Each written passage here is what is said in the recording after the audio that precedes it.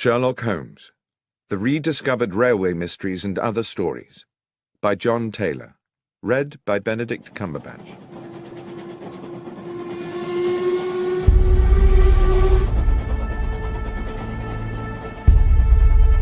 An Inscrutable Masquerade.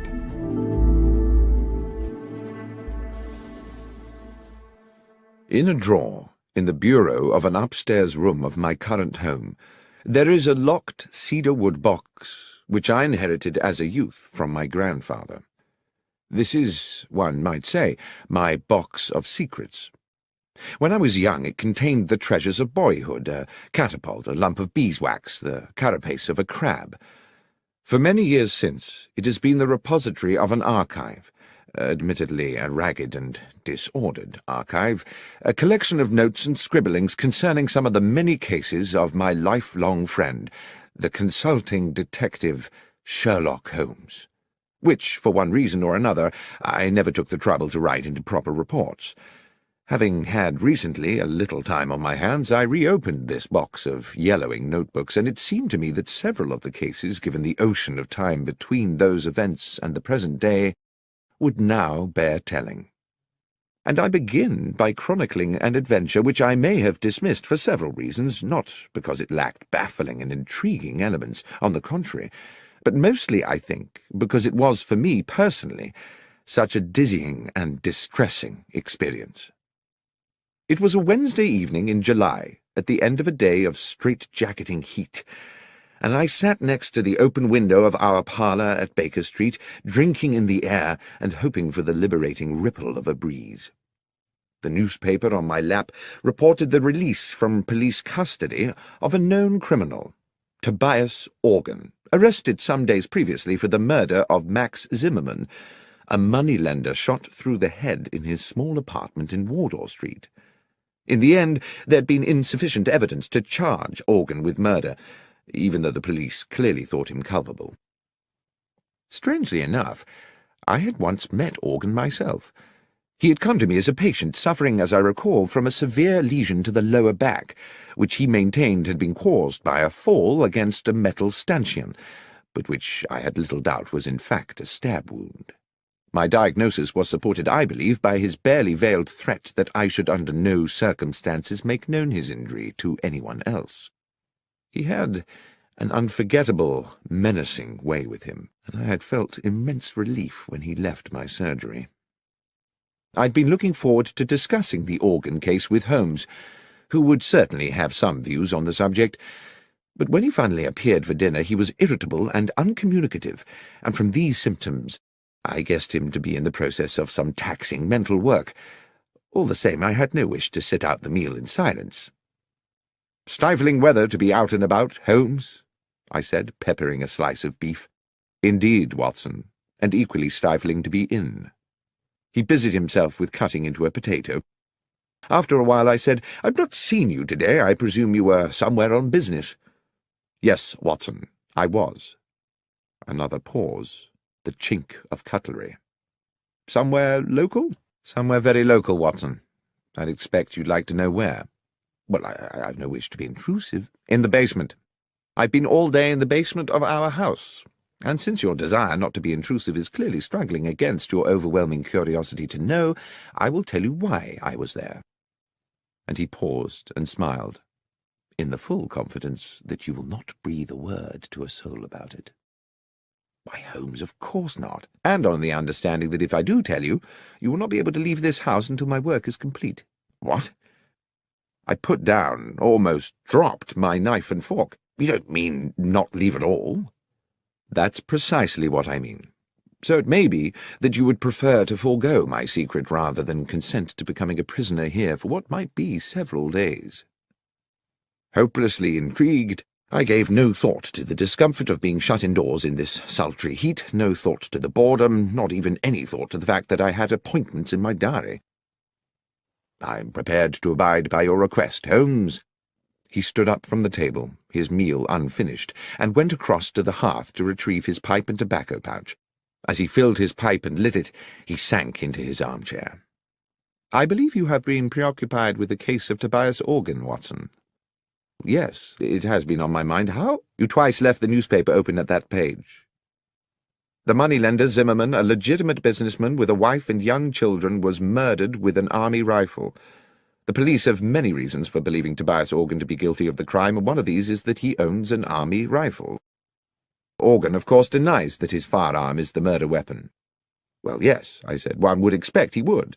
But suppose, said Holmes, suppose there was a science which could with certainty tie a bullet to the gun which fired it. Well, that would be marvellous, I said. But there isn't, is there? Well, Watson, let us say that such a science is seminal. It is exactly this problem which I am wrestling with at present in the basement of the house.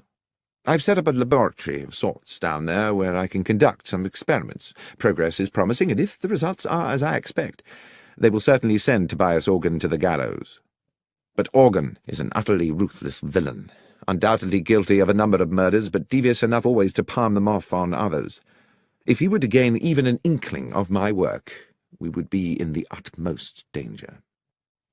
I can see that you would be in danger, Holmes, but how might I be? As I say, Watson, Organ is ruthless. To get at any enemy, his favourite trick is to abduct someone close to his adversary, often with, I'm afraid, horrific consequences.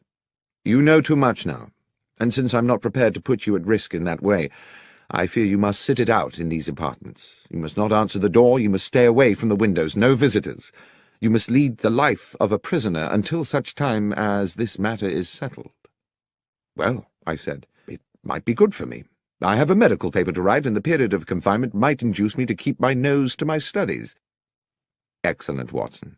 I'm sure your sacrifice will not be in vain. I really did not see myself sacrificing very much at all. I spent the evening cancelling all appointments of the following week, and went to bed rather looking forward to a few days of fruitful incarceration. The morning found me in a hopeful mood in what appeared to be an empty house. Holmes, I presumed, had already descended to his basement laboratory. Our landlady, Mrs. Hudson, had left me a pleasant, cold breakfast, an indication that she herself had had to leave the house early. The day, while already warm and bright, had not yet begun to turn oppressive.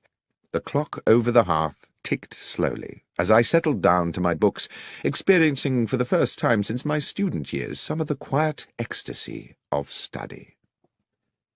By midday, the room had become hot. My concentration meandered, and thirst plagued me. I wandered downstairs to Mrs. Hudson's apartment and found her still absent, so I proceeded down to the basement to ask Holmes whether he knew what arrangements had been made for lunch. The door to the basement was shut, and when I tried the handle, I found it to be locked. From within, I could hear the occasional crack of what sounded like a gun being fired, and the grind of metal on metal like ball bearings rolling round an iron bowl. "Holmes, are you there? Watson, what are you doing here?"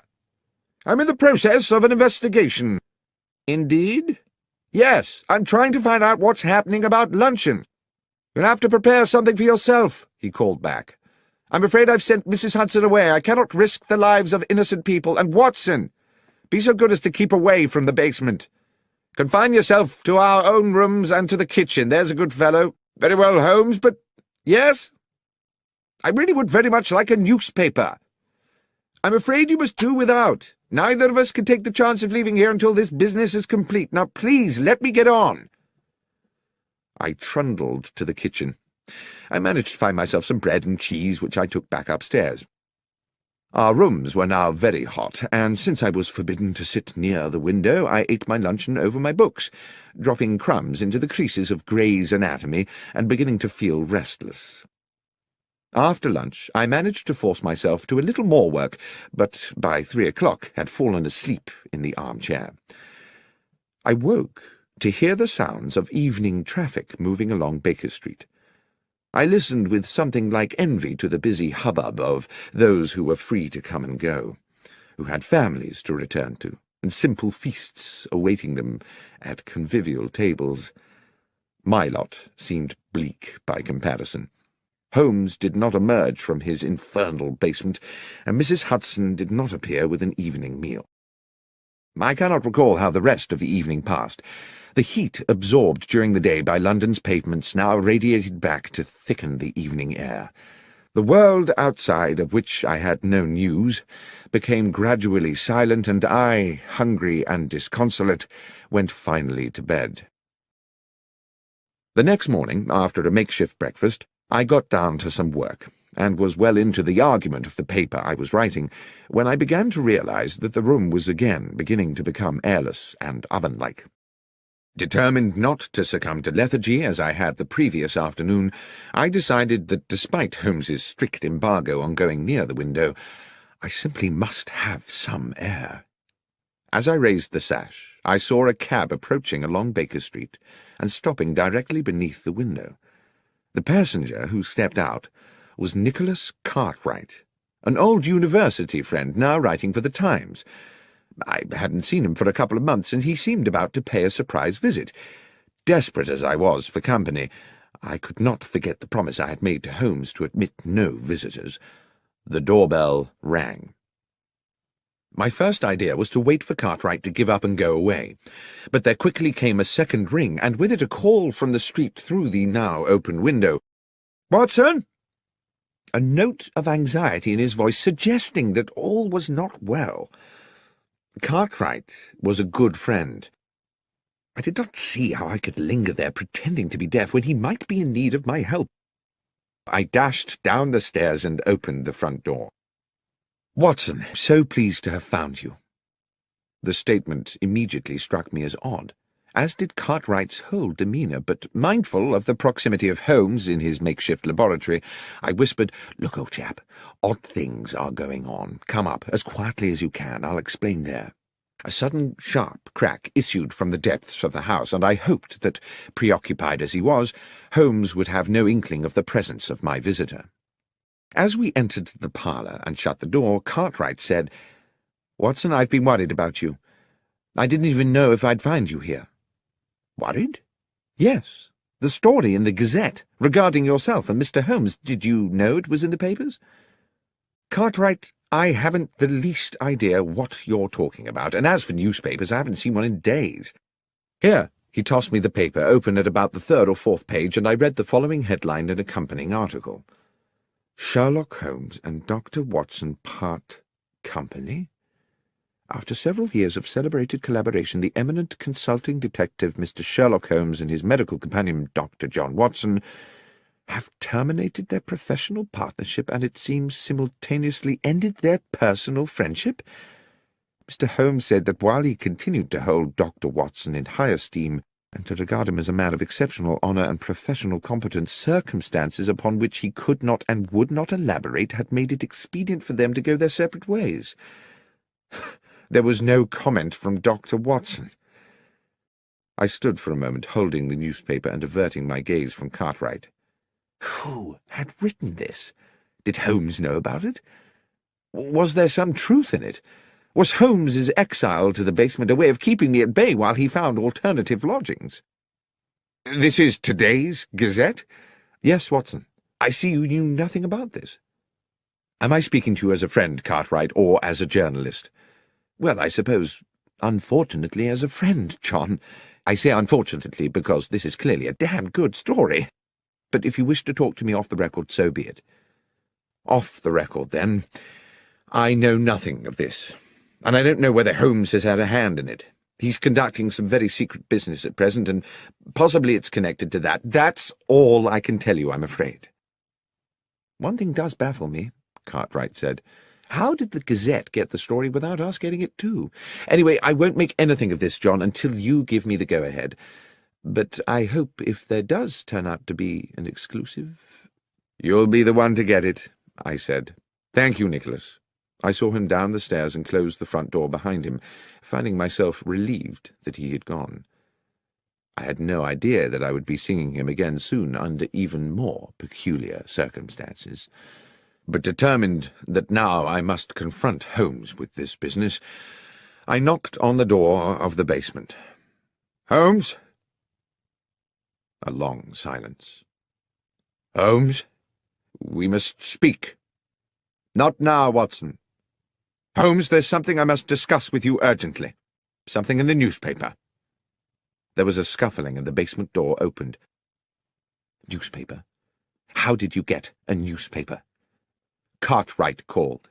He'd seen an article— Yes, Holmes interrupted. Yes, the article. I dare say you would appreciate an explanation. Give me half an hour. A little later we sat opposite one another in our sitting-room. The evening was still close and oppressive. "The newspaper article," said Holmes, "was an unfortunate necessity. I hope it has not caused you too much embarrassment, Watson, and when this business is finished, all will be rectified." "But why?" I said. "Report us as having quarrelled." "Bear with me, Watson, I beg of you. As you know, I have tried to keep my work here secret, but how certain can one be of that?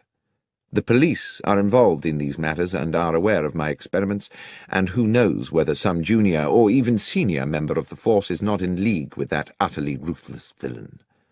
Now, having been alerted to that newspaper report, might it not be the case that Tobias Organ would assume that you were no longer in London?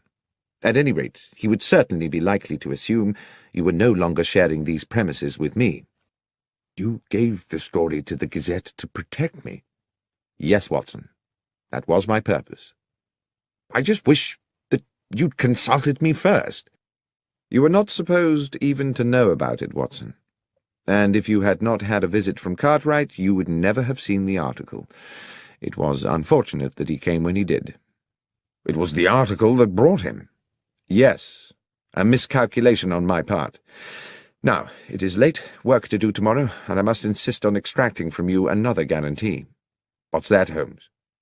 "That you will not, under any circumstances, interrupt my work again. It's all very delicate, and a disturbance at an inopportune moment could ruin everything. Is that clear? Not under any circumstance." That night I lay awake in the muggy heat, the bedclothes pulled back, and grieved for what I calculated to be the death of my reputation. At least, I imagined that's how the world would see it, or at least that portion of the world that reads the London Gazette.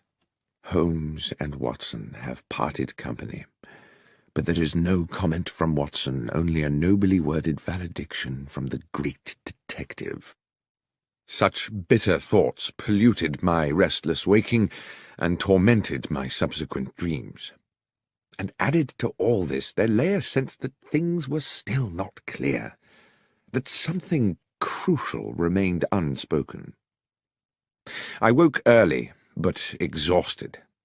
Without going near the window, I took in what I could of the wakening day. The street was quiet. I dressed slowly and descended to the kitchen to find something to eat. The rattles and sharp cracks of Holmes's experiments had already come to life below in the basement, and I wondered whether he had even bothered to go to bed. I was making a pot of tea when the doorbell sounded. The noises from the cellar did not pause, so I assumed that Holmes had not heard the bell. I could see nothing of the front of the house from the kitchen, but after I had taken a few steps up into the lobby, it became clear by means of a side window that the visitor was once again Nicholas Cartwright. I went to the door and admitted him. "Cartwright?" "What's going on, Watson?" "What do you mean?" "I mean, what game is being played here?" "Cartwright? I've no idea what you're referring to. You better come up." He was, I could tell, steaming with anger, though I had no idea what I could have done to arouse it. He would not sit. He stood with his arms behind his back, a man preparing to deliver an accusation. "You told me you were inescapably confined to this house." "Yes, Cartwright, and so I have been. This is the third day." "Excluding yesterday night, you mean?" "No. I was here yesterday night, too, tossing and turning in my bed at the thought of my ruined reputation." "Watson, see here. Yesterday you prevailed upon my friendship by confiding in me matters which, as a journalist, I considered more than worthy of publication. Had I known that you were deceiving me—" "Cartwright, you have my word I was not deceiving you. I have not left this house since Monday afternoon." "So you have a twin brother?" "No, I do not." "Then please explain to me who was the man outside the restaurant at Marylebone Station at 5 past midnight?" "I take it he resembled me." "More than resembled. I do hope you're being truthful with me, Watson." I could see that his suspicions were not allayed. I even began to wonder whether my restless period of waking the previous night had itself been a dream, and whether I had been sleepwalking. Such things are possible, I know, and the heat, my fatigue, and the events of the last days had left me so baffled that in that moment of confusion I could not entirely rule it out. "What happened," he said, "was that I was walking through the station concourse when I spotted you by the wall of the restaurant, which by then was closed, talking to a man in a brown felt hat. I would have approached you, but when I caught your eye, you cut me as dead as if you didn't know me, and I assumed your conversation was of some importance. The more I thought about it, the more I thought it was a poor way to treat a good friend." Suddenly the fog in my brain gave way to an horrific clarity. I knew that I must rid myself of Cartwright at once. "Thank you for telling me this," I said. "It is of the utmost importance. But, Nicholas, and I pray you won't take this amiss, I must ask you to leave." "To leave?" "Please. This is a fearfully serious business. There is real danger." "You're not just trying to get me out of the way, Watson?" "That's exactly what I'm trying to do, Cartwright, but for a very good reason. Believe me, you will have your story." "Very well, John. Very well." At the front door he patted me amiably on the shoulder. I shut the door on him and leaned against the wall, trying to get my thoughts in order. Holmes had instructed me not under any circumstances to trouble him again, yet this situation was possibly critical. If Tobias Organ had hired some impersonator to look and sound so like me that even Cartwright, who had known me for years, could be convinced, then Holmes might also be deceived, and then what power they would have in their hands. If I could not speak to Holmes, I could at least alert him by other means.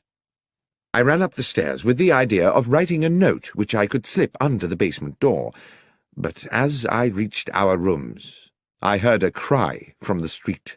Without thinking, I ran to the parlour window. 100 yards southwards along Baker Street, 3 men were struggling. 2 of them were bundling the third man into a cab against his will.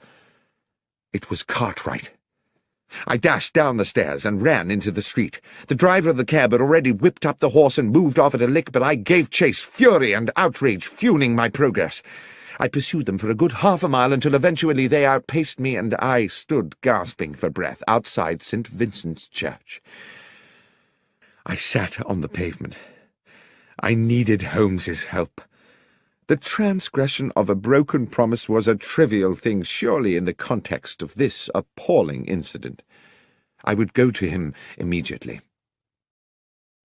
Aware that, in the haste of my pursuit, I'd left the front door of the house open, a new anxiety overcame me.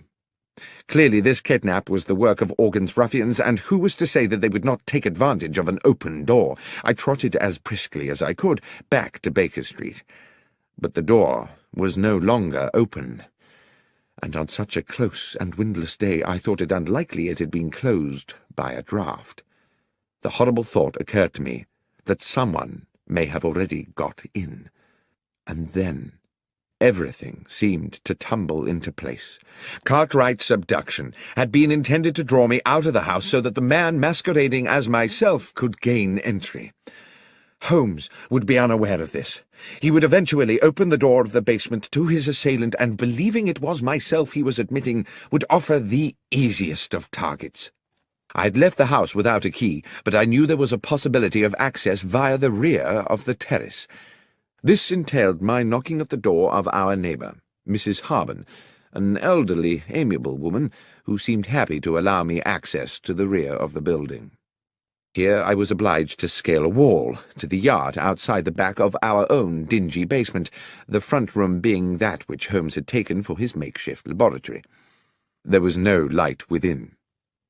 I opened the door with infinite slowness. The noise of Holmes's experiments seemed to have stopped.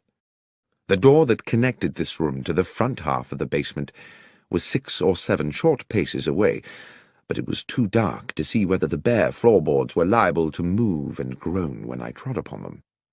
I tested each step before lowering my weight, and moved with the floating motion of a rather overweight pantomime artist. 1, 2, 3. Then there was movement behind me. A hand was clamped across my mouth and an arm locked around my throat. The grip was expert. I could not breathe or move. The hot breath of my assailant in my ear whispered, "Doctor, do not cry out. I'm going to release you and you will turn round slowly and face me. You must not make a sound. Tap my hand if you understand."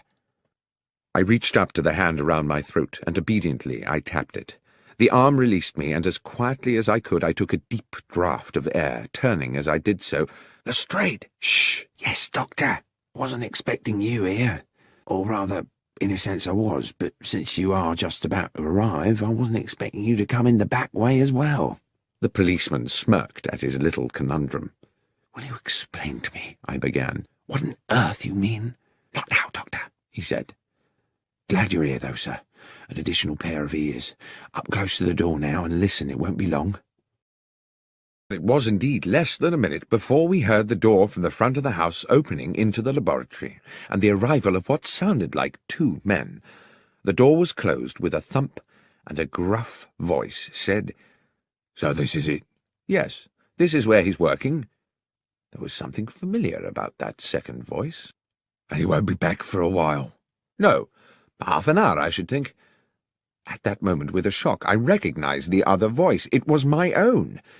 I turned to Lestrade again, but he just put his finger to his lips and indicated that I should continue to listen. "So what's the plan, then?"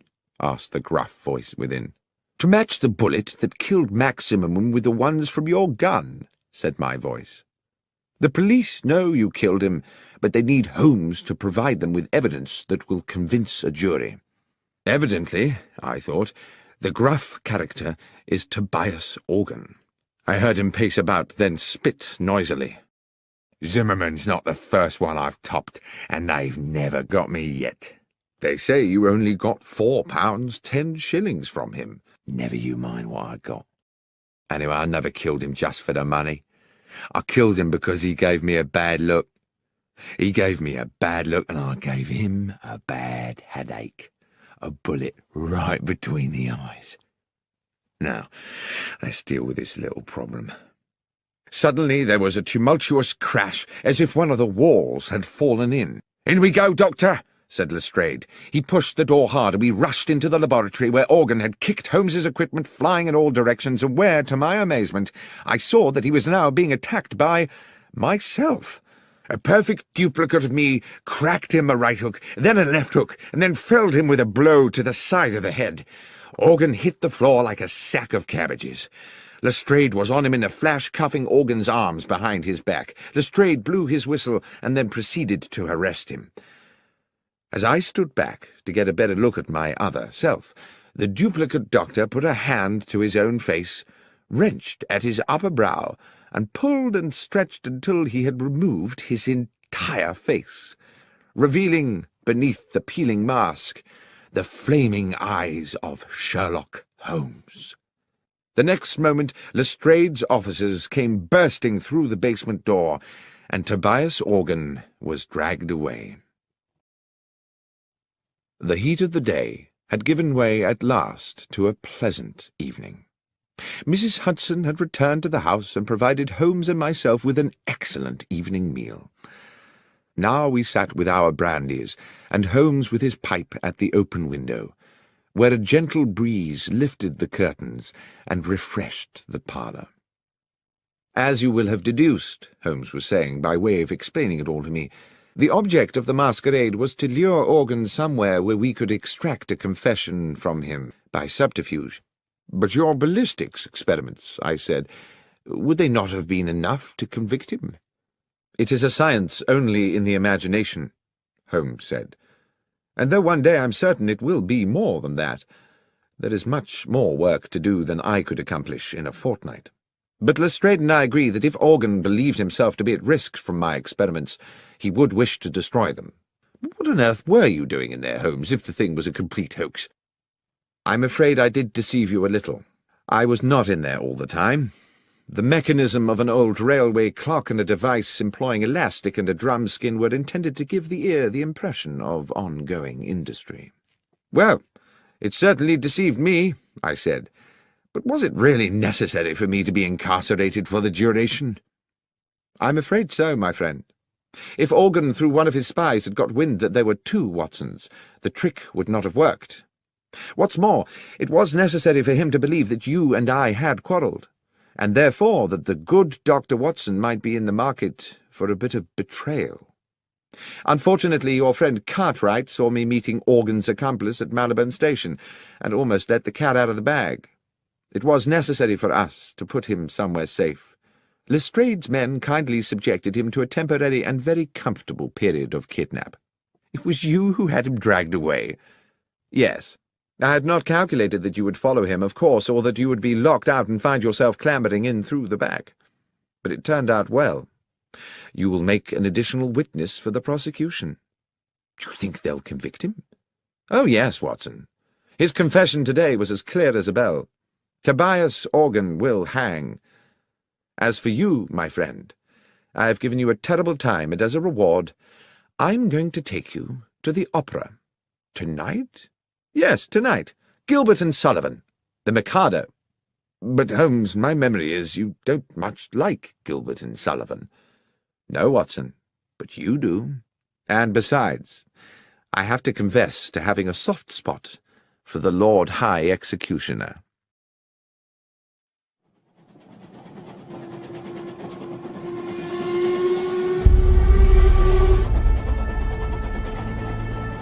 The Conundrum of Coach 13. On an October morning, when rain streamed from the black clouds that swept above our Baker Street lodgings, I found my friend Sherlock Holmes in a similarly overcast mood. He had not had a case in weeks, not at least what he called a decent case, and he had been huffing and puffing about the house for 2 days. It was with some relief to both of us, therefore, that we heard the slowing approach of a cab in the street outside, and both moved eagerly to the window.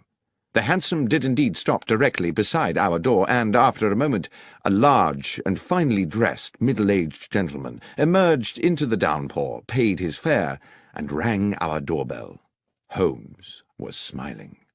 Now, what could make a rich American so distressed, Watson, that he would come pell-mell here to us from Paddington? "An American?" I said, drawn irresistibly, as usual, into Holmes's tantalizing games. "Certainly, and I think a formidable character." "And do you wish to tell me how you deduce all that, Holmes?" "I deduce his distress and his nationality from the fact that he just tried to pay the cabby in American dollars before recalling which pocket held his pounds sterling. As for his coming from Paddington, that was the easiest of all, for the driver of the hansom is Henry Brown. I'm surprised you do not recognize him, who always works from the Paddington rank.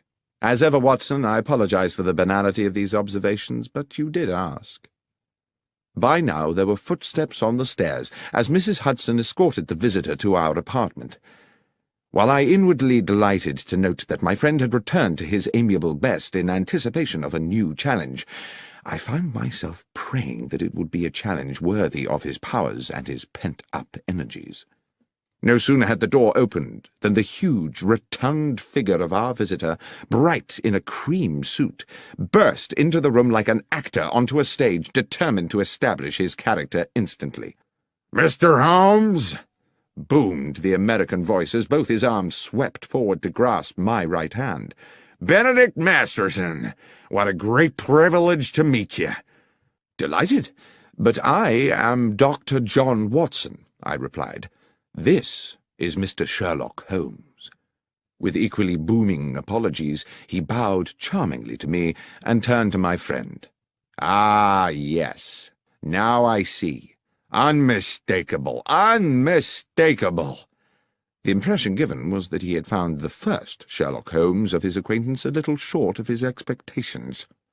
"Mr. Holmes, I wish to ask you to act for me in a business both mysterious and distressing." "You had better sit down, Mr. Masterson," said Holmes, "and tell us everything." and having settled his cream-covered bulk into an armchair and accepted a cigar, on which he continued to puff anxiously as he spoke, the American told us his story. "I am a dealer in gold, gentlemen. Gold has been my life. My father owned small mines in Nevada, which gave us a comfortable living. In my turn, through judicious trading, I've made these assets yield a fortune. I came to London last week because your own Bank of England had made an order for a substantial quantity of gold bars to boost its reserves. The bullion was shipped into Bristol Harbour and transferred yesterday onto a chartered London train for transfer to the bank. I have been in London doing the paperwork, of which there is, let me assure you, no small amount. And I went to Paddington this morning to meet the consignment. The train was there, the gold was not." "I see," said Holmes. "Stolen?" "Undoubtedly. How much?" "We're talking 4 or 5 millions, Mr. Holmes." "That's a large loss. Is the gold insured?" "Indeed it is, but you know insurance companies, Mr. Holmes. They are ever suspicious, and the circumstances of the gold's disappearance are, to say the least, rather strange." "The details, Mr. Masterson," said my friend, "if you please." "Well," continued Masterson, tapping a thick cylinder of ash into the ashtray, "I'd asked to commission an overnight train, and also insisted that it be discreet, not armored or escorted, or in any way having the appearance of a specially secured conveyance. I was offered the charter of a passenger train which returns empty from Bristol to London once a week, and which railwaymen jokingly call the Bad Luck Special. Not because anything has ever happened to it, but because it normally consists of 13 empty passenger coaches, as indeed it did on this occasion. I insisted that the gold be packed in steel containers, each locked with a unique key. You will appreciate that gold itself, gentlemen, is a weighty metal, so each box contained only as many bars as would enable the containers to be carried. In order to prevent the possibility of them being removed from the moving train, I ensured that while they were small enough to go through the open carriage door, they were too large to pass through the windows, even with the windows slid down to their largest aperture. I then arranged for the doors of the bullion carriage to be locked from the outside so they could not be opened until the train reached London." "The train was empty, then, apart from the driver and fireman of the locomotive?" "No, Mr. Holmes. It is railway practice for all trains to have a guard, a practice I was very happy to comply with, since it meant my consignment would have an overseer throughout its journey, and to this end all the steel cases were loaded into the last coach of the train, coach 13, where the guard could keep a constant watch on them.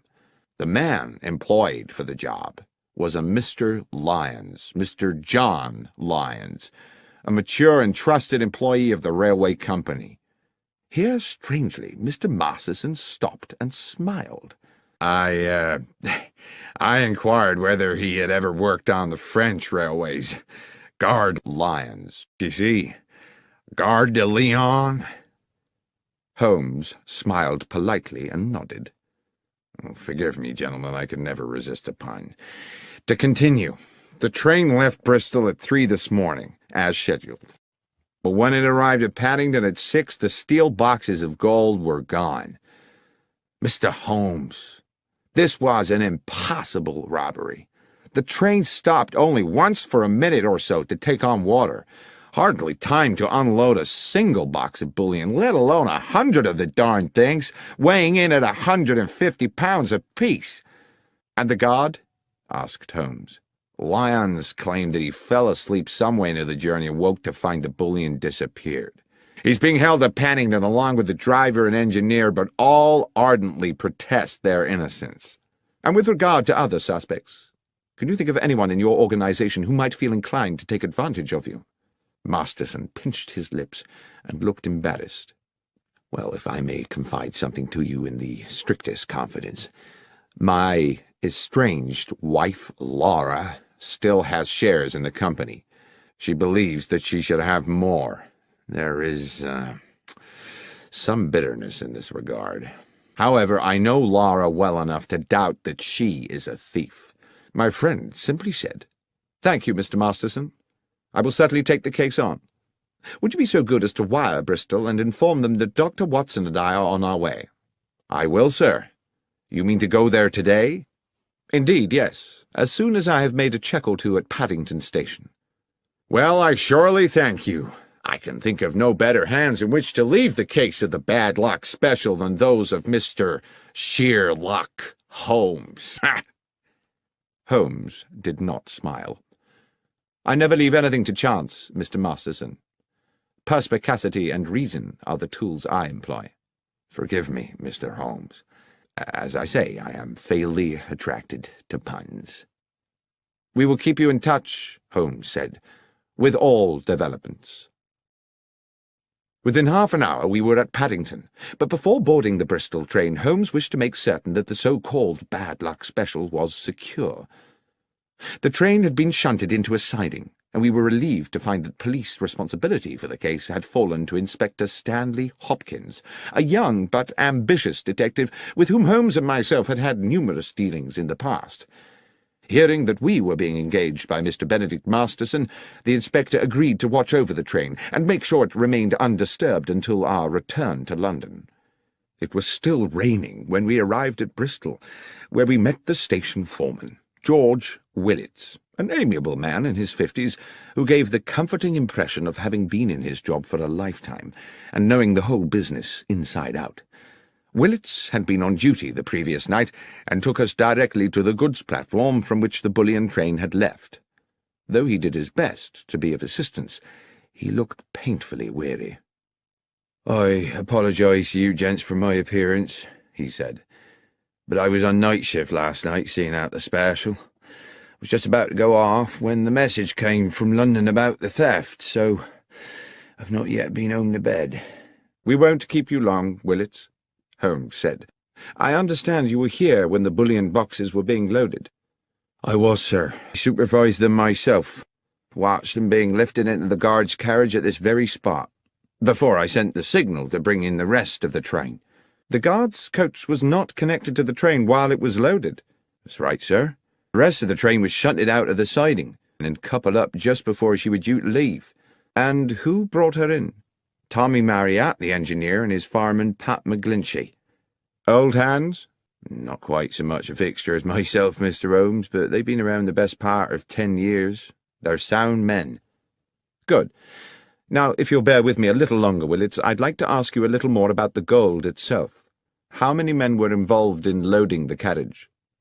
"Well, sir, it was quite some operation. It took 4 men to load each box, 2 inside the carriage, 2 outside. Damn heavy things, if you'll excuse me, sir.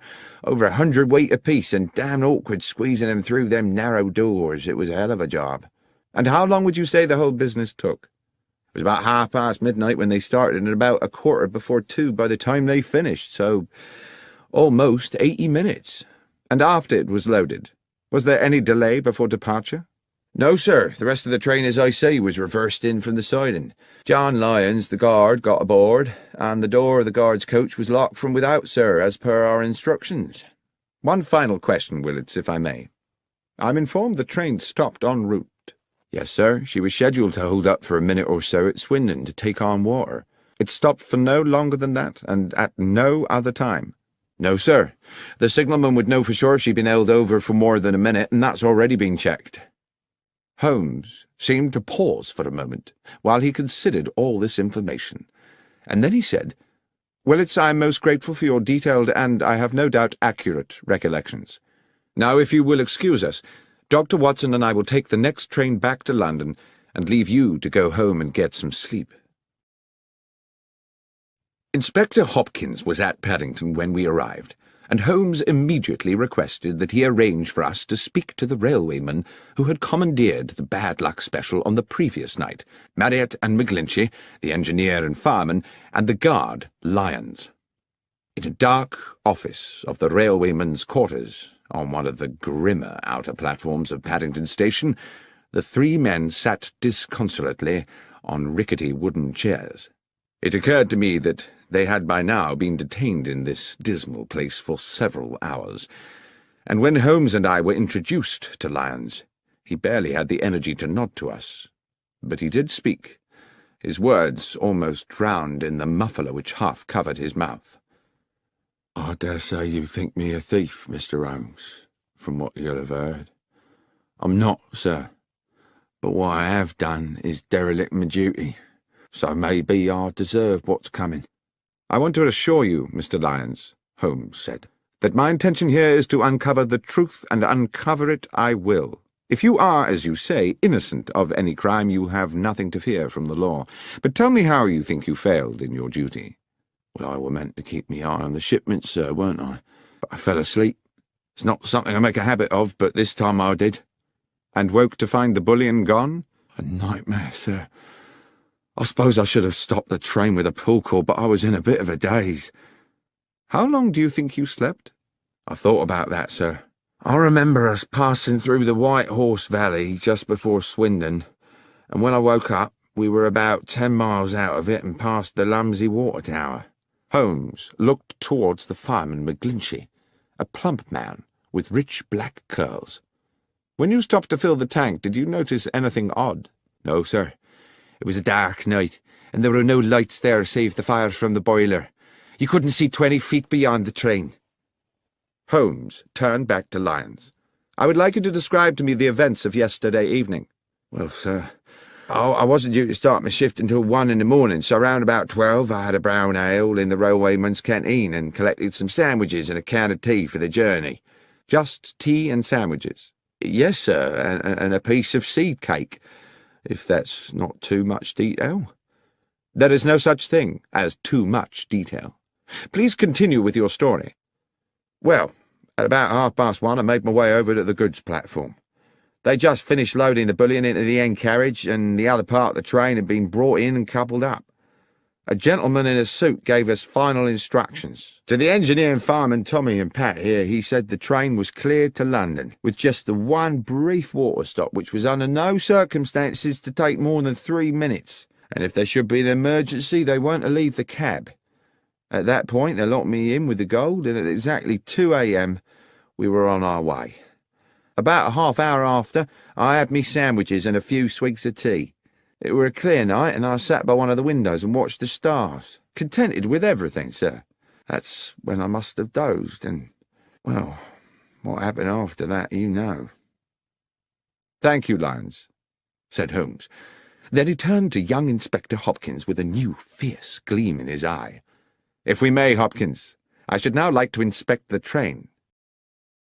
We made our way along the track to the engine sheds, and after checking the locomotive, searched through each of the 13 coaches, whose number I carefully counted myself, until we arrived at the last, the guard's coach, in which the gold had been transported. "Now I have been assured," Holmes said to Hopkins, "that the doors of this coach were locked from the outside for the duration of the journey." "Yes, Mr. Holmes." "Yet it was possible to move along the train through the coaches via the connecting doors?" "Yes." "And what of the other coaches?" "I checked them. Their outer doors were all locked too, but it would have been impossible anyway for the thieves to have moved the containers along the train to jettison them from another carriage. The boxes of gold were too big to pass through the connecting doors. All that had been carefully calculated." "But is it quite certain," I ventured, "that the boxes could not have been opened and the gold removed bar by bar?" "Quite certain," said Hopkins. "Not without the original keys. They were unique to each box." "Besides, Watson," said Holmes, "if the boxes had been opened here, then, with or without the gold, they would still surely be here now. Speaking of which, Hopkins, the carriage is just as it was found when the doors were first opened this morning. As I said, Mr. Holmes, nothing's been touched." Holmes took an initial sweeping glance around the carriage interior, then stooped to pick something up from the floor. "This brown paper, I presume the wrapping for the guard Lyons's sandwiches?" "Yes." "This is can of tea?" "Yes." "Curious that he had a can of tea?" No. Curious that a man under stress should be so painstakingly tidy." I don't understand, sir. Never mind. What do you make of this, Hopkins? Holmes had picked up from the corner a loop of scarlet fabric, silken and ruffled. I don't know, Mr. Holmes. I was completely baffled by it. It seems to be a small decorative item of some sort from a lady's wardrobe. A hair tie, I should think, I said. How might it have got here? I don't know, Doctor, I'm sure.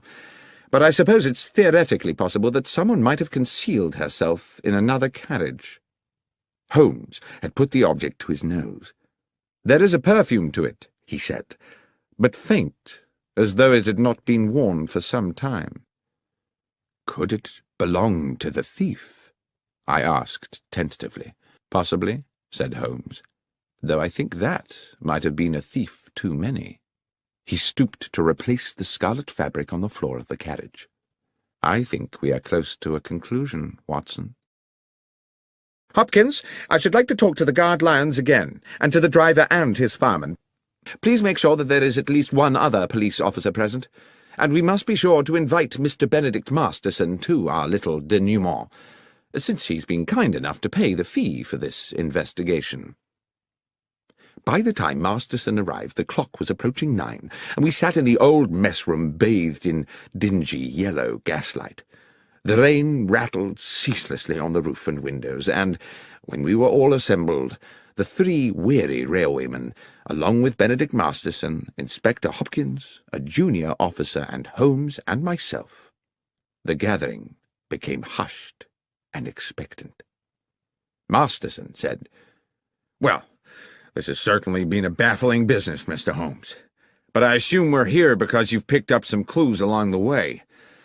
You are certainly a man equal to his reputation, sir. The inspector mentioned a red silk trinket of some sort." "Yes," Holmes said. He produced the item from his pocket. "This piece of perfumed fabric. The clear message is that someone was concealed in the carriage with the bullion." "I see. And moreover," I put in, "that the concealed person was probably female." Masterson appeared a little shaken. "Female, you say? Oh, dear." "If I may," said Holmes, "we will return to that later. Mr. Lyons, let us revert for the present to the subject of your sandwiches." "My sandwiches again, sir?" "Indeed. The sandwiches you took on board the train last night, together with the seed cake and the can of cold tea. You say you ate them just before you fell asleep." "Yes, sir." "You ate the sandwiches and the cake, you dozed off, you woke up again, and the gold was gone." "Yes, sir. That's how it happened." "And when you came round and realized the gold had gone, you say it was like a nightmare." "Yes, Mr. Holmes." "You were very agitated?" "I certainly was. Too agitated, I expect, to sweep the floor of the carriage." "To what, sir?" "I presume you did not sweep the floor of the carriage at that point, in that disturbed state." "No, sir, I didn't. With respect, sir, that's not my job." "Quite. I wouldn't expect you to, which makes it very difficult to explain why, when I examined the guard's coach this afternoon, I found not a single crumb on the floor. Now, can anyone here tell me how it's possible to eat several sandwiches and a slice of seed cake without dropping a single crumb? Or, come to that, a single seed?" "I promise you, sir, what I said about my supper was true. I remember exactly what I brought and exactly what I ate." "I have no doubt of that, Mr. Lyons." "Then what, sir?" "My point is merely that you were obviously not in coach 13 when you ate the sandwiches." "On my honour, Mr. Holmes, I swear I was." "Oh, you were in a carriage, certainly, but you were not in the carriage in which your sandwich wrapper was found. The coach where you ate your supper, the coach with the bullion, never made it to London." "Mr. Holmes, this is confusing," began Masterson. Holmes interrupted. "On the contrary, Mr. Masterson, it's very clear. The coach containing the gold was uncoupled from the train when it stopped for water, run into a siding by those awaiting it, and unloaded of its cargo at their leisure during the night. It was a perfectly dark night. There was no moon, so the railwaymen, as Mr. McGlinchey here has recently confirmed, could from the water pump see nothing of what was going on at the back of the train. "But, Mr. Holmes," said Inspector Hopkins, "the Bad Luck Special has 13 coaches. Everyone knows that. And you will no doubt yourself have noted that we passed through exactly 13 coaches in our inspection of the train this afternoon." "Oh, it has 13 coaches now, of course, Inspector," Holmes said. "And it only struck me after we had left Bristol and its pleasant station-master Willits that he had described to us in detail his whole engagement with the loading of the gold and the departure of the train without once mentioning that he'd counted the coaches before the train left. The fact is, he didn't count them. He didn't think he needed to. The Bad Luck Special had always consisted of 13 coaches. He wasn't to know that your accomplices at Bristol had added an additional coach to the train before it was attached to the coach carrying the boxes. A coach with its seats stripped out to make it practically identical to the bullion car. On that one night, the Bad Luck Special had not 13, but 14 carriages. When the train stopped to acquire water, it simultaneously shed a coach, and it very nearly, he continued, turning back to Lyons, shed a guard, too. You're a very fortunate man, Lyons." "I don't feel fortunate, sir." "Your good fortune is that you are still alive, and that in turn is because you were fortunate enough to fall asleep. Imagine if you had not. The train stops. The thieves uncouple the rear coach with yourself inside it. As soon as you see them, you become a risk to them. There's no telling what they might have done. What I believe actually happened was that as they were releasing the carriage from the train, someone noticed that you were asleep inside. They took the opportunity to move you into the next coach, along with your tea can and sandwich wrappings. You may be thankful you did not wake at that moment." Masterson wore an expression of amazement. "I am full of admiration, Mr. Holmes. But at the same time, I feel somewhat desolated. This clearly means that someone in my organization has betrayed me." "Which brings me back to the ring of scarlet silk discovered in the carriage, certainly an intriguing adornment to the problem," said Holmes. "It could indeed signify the presence of a woman." "But there is the mystery," I said, "of how she got there or what she might have done." "I think, however," said Holmes, "that is a mystery with a simple solution." At this point Masterson appeared rather tragically stricken. "You're thinking—" "Yes," said Holmes. "You're thinking that my estranged wife, Laura— Dear God, that foolish woman—" "Oh, come along, Mr. Masterson. You know full well your wife had nothing to do with it. There was no one aboard the train save the 3 men here, driver, engineer, and guard, and none of them had anything to do with the robbery." The 3 railwaymen looked at one another as though they had suddenly had revealed to them their entitlement to a joint fortune. "As for the thieves," said Holmes, "they are to be located somewhere nursing a hoard of bullion, apart, of course, from their paymaster, who is sitting here with us. Is that not so, Mr. Masterson?" Masterson blustered and steamed. He was outraged. This was absurd. "How dare you, sir? What evidence have you for such an outrageous suggestion?" "I had misgivings from the beginning. I could not understand why you came to me so quickly after the theft had been discovered, when you had so much else to deal with. I see now that you were at pains to demonstrate to the insurance company that you were doing all in your power to recover the bullion because, of course, if you could have both the gold and the insurance money, you would have considerably augmented your fortune. But worse still, what your partners in crime would have done to Mr. Lyons, had he not had the good sense to fall asleep on the job, hardly bears thinking about. You were prepared not just to steal, but to be an accessory to murder." "This is speculation, Mr. Holmes. This would not stand up in court. You should be looking for another felon. What about that red silk ring?" "Ah, yes. You've been very subtle about that, Mr. Masterson, suggesting your wife's name one moment and the next assuring me that she could not possibly be implicated. I doubt whether you thought she would be, but you certainly sought to throw me off the scent. What was that item, if not a red herring? And is that not, for those who like to play games with words, another way to say a red herring?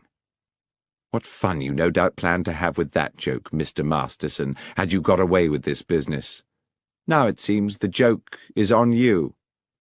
That was one pun, Mr. Masterson, which you would indeed have done better to have resisted. But whether justice was fully done is a moot point. In expectation of reducing his own sentence, Masterson eventually divulged the names of his accomplices and led police to the embezzled bullion. And although he was committed to prison for several years, it was clear that once his sentence was served, he would continue the life of a wealthy man. "I can't understand," I said to Holmes a couple of evenings later, "why you seem so damnably happy."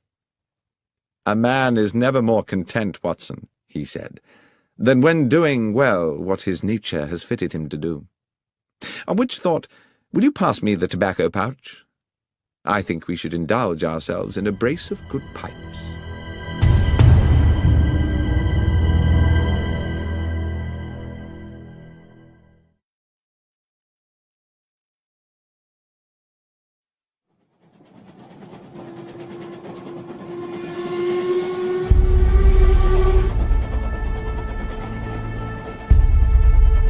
The Trinity Vicarage Larceny.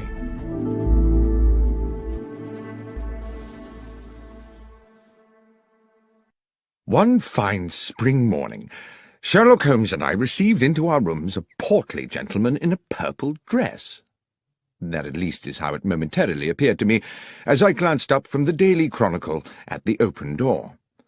The purple gentleman, it transpired, was the Right Reverend the Lord Bishop of Kent, an old acquaintance of Holmes, and he had brought with him, as so many of our visitors do, a problem that was clearly causing him some agitation.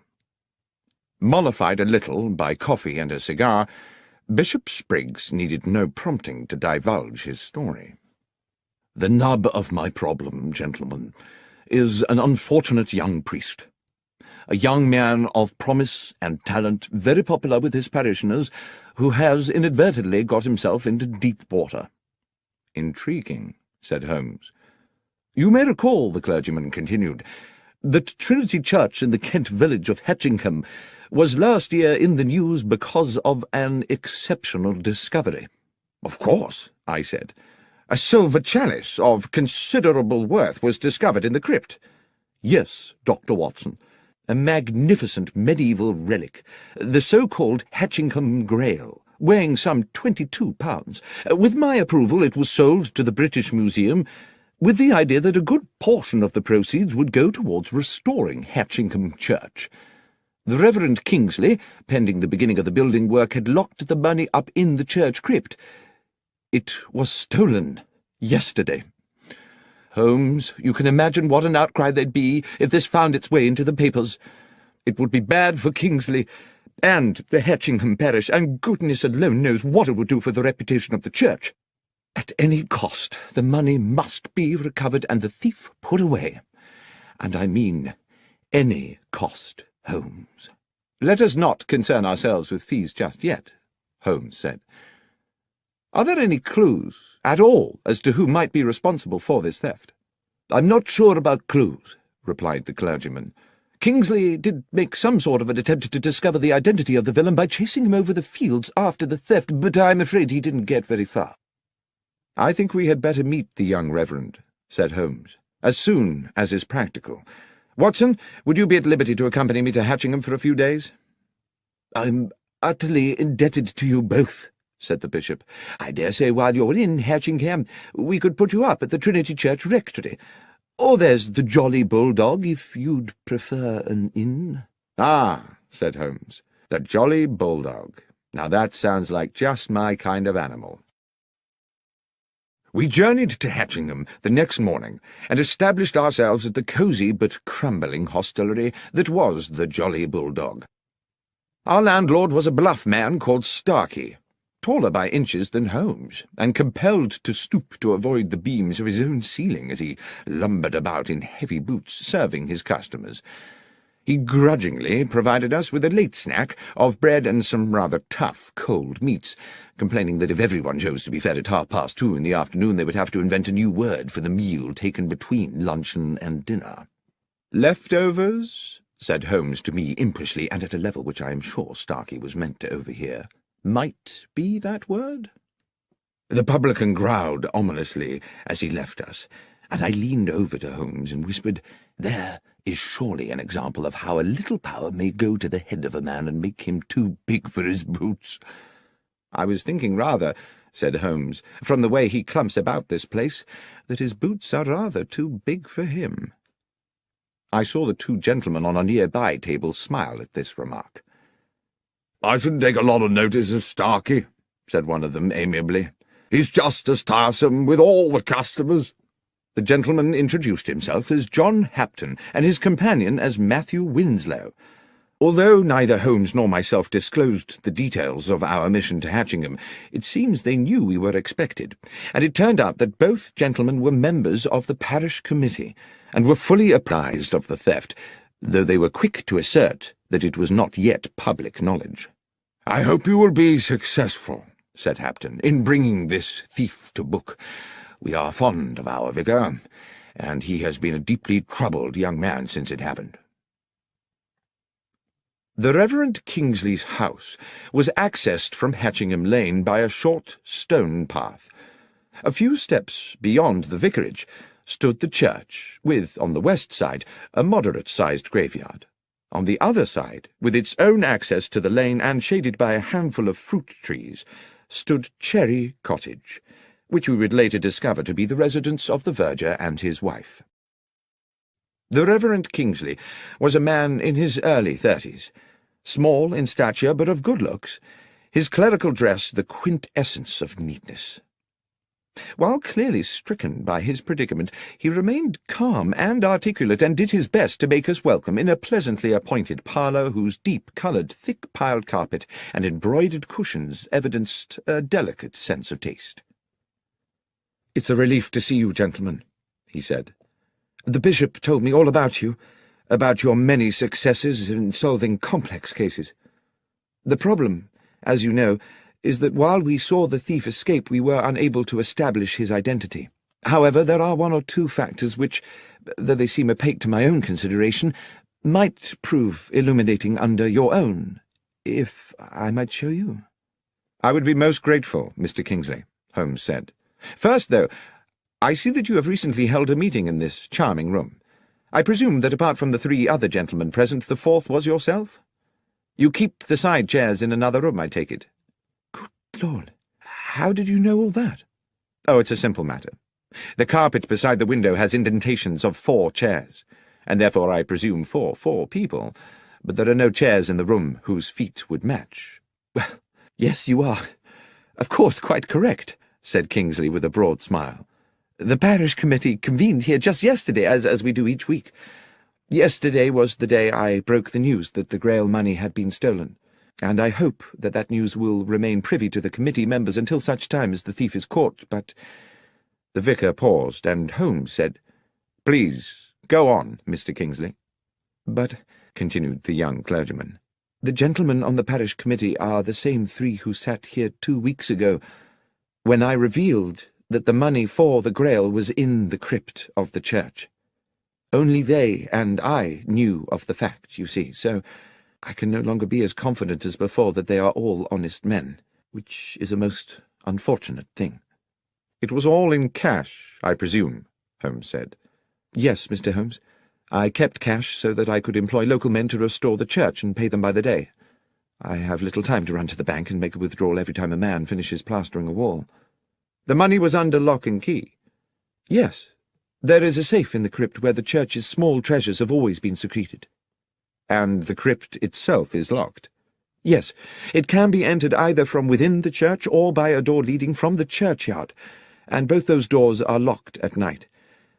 Mr. Holmes, I do hope you can help me with this. I don't know how my flock will ever forgive me if that money is not returned." Then perhaps, if you can bear to go over it all again, you would be so kind as to tell Dr. Watson and myself the circumstances of the robbery." "Yes, of course. 2 weeks ago, looking out of this window on a Monday morning at about 11, I saw a man, I'm fairly certain it was a man, standing at the lych gate and looking over into the churchyard. I would not have given this a moment's thought, except that he wore a hat with an unusually wide brim and had it pulled so low over his eyes, and his collar so high that one could not distinguish his features. As I say, I cannot even be certain it was not a woman, except for his way of moving. I watched him for a good 10 minutes before he turned and strode back along the lane towards the village. That same afternoon, this time from an upstairs window, I saw him again, but now further along the lane, standing under a tree and once again seeming to study the church and its grounds. His contrived anonymity naturally put me on my guard. In the evening after those first 2 sightings, I was sitting in that very chair, Dr. Watson, which you are currently occupying, when a thought hit me like a bolt of lightning, a thought which you no doubt will be surprised had not occurred to me earlier, that this stranger might have designs on the money in the crypt. After this alarming epiphany, I spoke to my verger, Sam Manners, and his wife, May, who keep house for me. They live in Cherry Cottage, which, as you will have seen, stands on the lane beside the church's lych gate. There's a short cut from their back door to this house, which they employ when they wish to see me. I mention that because, as I think you will agree, it bears upon the matter. I asked them to report to me if this sinister figure, or anyone else unknown to them, appeared in the vicinity of the church. And indeed, it seems as if the man in that hat had begun to watch my whereabouts, because first May Manners, then her husband, reported to me that they had indeed seen the man in the hat. I began to feel that an attempt on the money was imminent. I resolved, then, to remain in the vicarage or the church grounds until I was certain that the threat had passed. I instructed Mr. and Mrs. Manners that if they saw the stranger again they were to take the short cut to my house and inform me immediately, but they were under no circumstances to approach him. And now we come to the day of the theft. Sam Manners was whitewashing the walls of the church. At this point Holmes stood up. "I think it would be as well, Mr. Kingsley, to acquaint ourselves with the geography of the church and its grounds. Might we continue outside?" A rapturous afternoon of sunshine and birdsong greeted us as we left the vicarage and walked out into the churchyard, where the Reverend Kingsley commenced our guided tour. I immediately began to locate us on a mental map of Hatchingham village and its surrounding areas, a practice I learned in my military days and which has served me well in civilian life. I could see in my mind the large oblong of farmland, about 2 miles across, with Hatchingham village and the church almost at opposite corners. This substantial area of land was surrounded on all 4 sides by public roads. Mr. Kingsley took us through the grounds on a grassy path which ran along the side of the church up against the gravestones of the churchyard. "This is the wall of the church Sam Manners was painting that morning," said the vicar. "He worked for a couple of hours, and at 12 o'clock I sent him off to his cottage for his regular midday meal. I went back into the vicarage and took up a book. After about 20 minutes there was a knock at the back door. Mrs. Manners was in a frantic state. She and Sam had just seen the man in the white-brimmed hat going into the churchyard. I told her to return immediately, and to tell Sam to meet me here at the crypt door, and I came here directly to find myself staring at a spectacular mess." He pointed to a flight of 4 steps just off the path, leading to a door low down in the half-painted church wall. "The door to the crypt," he said, "from which the thief must have made his exit, and not expecting to encounter a paint bucket, presumably kicked it flying in his haste to escape." A residual expanse of powdery white, still damp in places, stained the flagstones at the bottom of the steps. "Sam was with me within seconds," continued the vicar. "We could see nobody, but we soon guessed which way he'd gone. If you'll follow me, gentlemen." The vicar led us a little further along the grassy path, to where the churchyard ended in a wooden fence. Set into the fence was a stile leading on to a footpath. "That," said the vicar, "was his escape route." Beyond the stile, the ragged footpath traversed the meadow through weeds and rough grasses, stretching away into the distance. Along this narrow track could be seen intermittent blobs of white. "And I suppose the presumption would be," said Holmes, "that the trail of white paint marks are the fleeing man's footsteps." "Yes, exactly. Obviously our man escaped across the field to Harding Lane, Mr. Holmes." My companion nodded. He stopped at the stile. "There are 2 white handprints here," he said. "A right hand and a left hand. The fellow was in some haste, as indeed one would expect." Holmes crossed the stile athletically and walked a little way into the field. Bending down, he examined one of the white marks, then plucked up a handful of grass and returned to us. "Thank you, Mr. Kingsley. I think I've seen all I need to here. Is there anything else you think might help us?"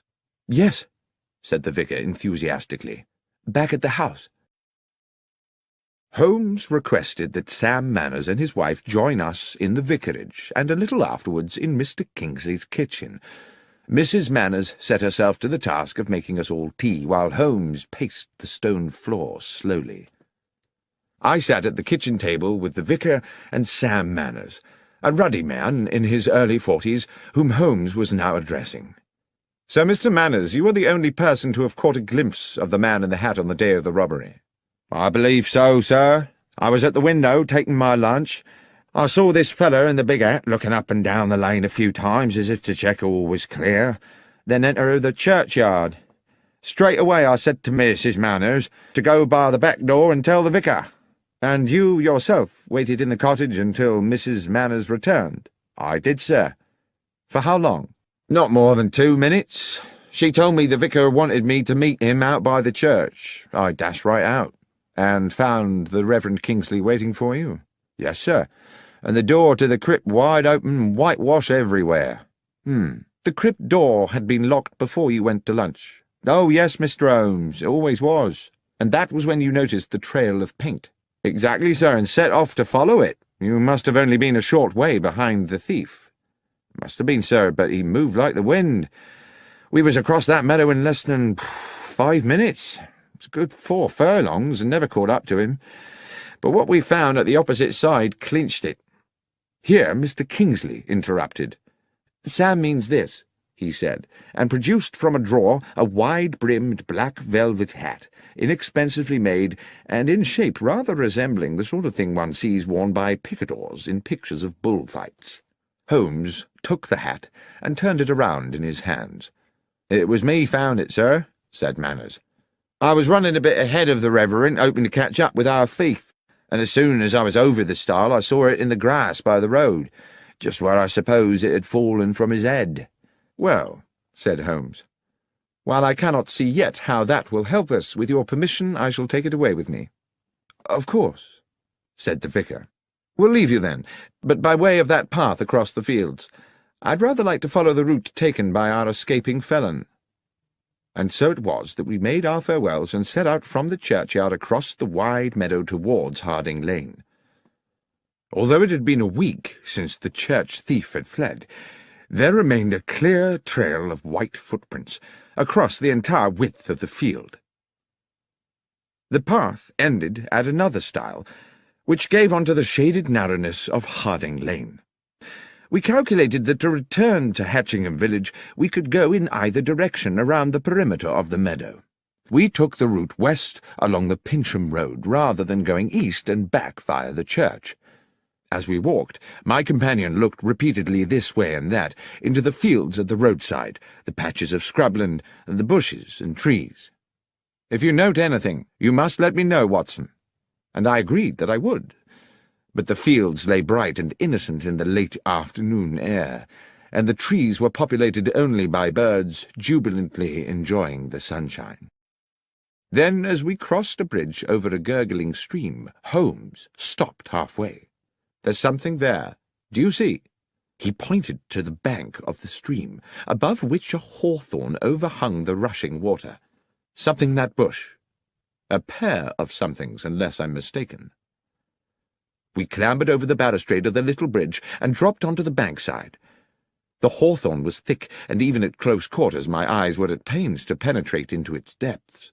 Holmes, using a fallen branch the thickness of his arm, smashed his way into the bush. His soft cry of triumph told me he had found something, and he reached in and retrieved in one hand a large pair of leather boots. "What do you think, Watson? Is this or is this not the footwear of our thief?" "They're certainly large, those of a very big man, I should say, and there are white marks on the soles. Shall we see how they fit those prints on the church meadow?" "I think we can assume that much, Watson. But what would induce the villain to jettison his boots here?" "Perhaps," I said, "he thought he was still being chased, and knew that if he were caught wearing them he would be recognized straight away." "Equally suspicious if he'd been found with no boots at all," said Holmes, "though I suppose he may have carried a spare pair of shoes with him. Watson, it is fairly clear to me the thief is a local man. Why, unless he feared to be recognized, would he indulge in such an elaborate disguise? Let us go back to the Jolly Bulldog. That, after all, is where the locals like to congregate." In fact, on our return to the inn, we found John Hapton and Matthew Winslow, the parish committee men we had met earlier, having returned to, or perhaps never having left, the same table. As we sat down, Holmes placed beside him on the floorboards the pair of boots we had found in the hedgerow, causing the two gentlemen to look at them inquisitively.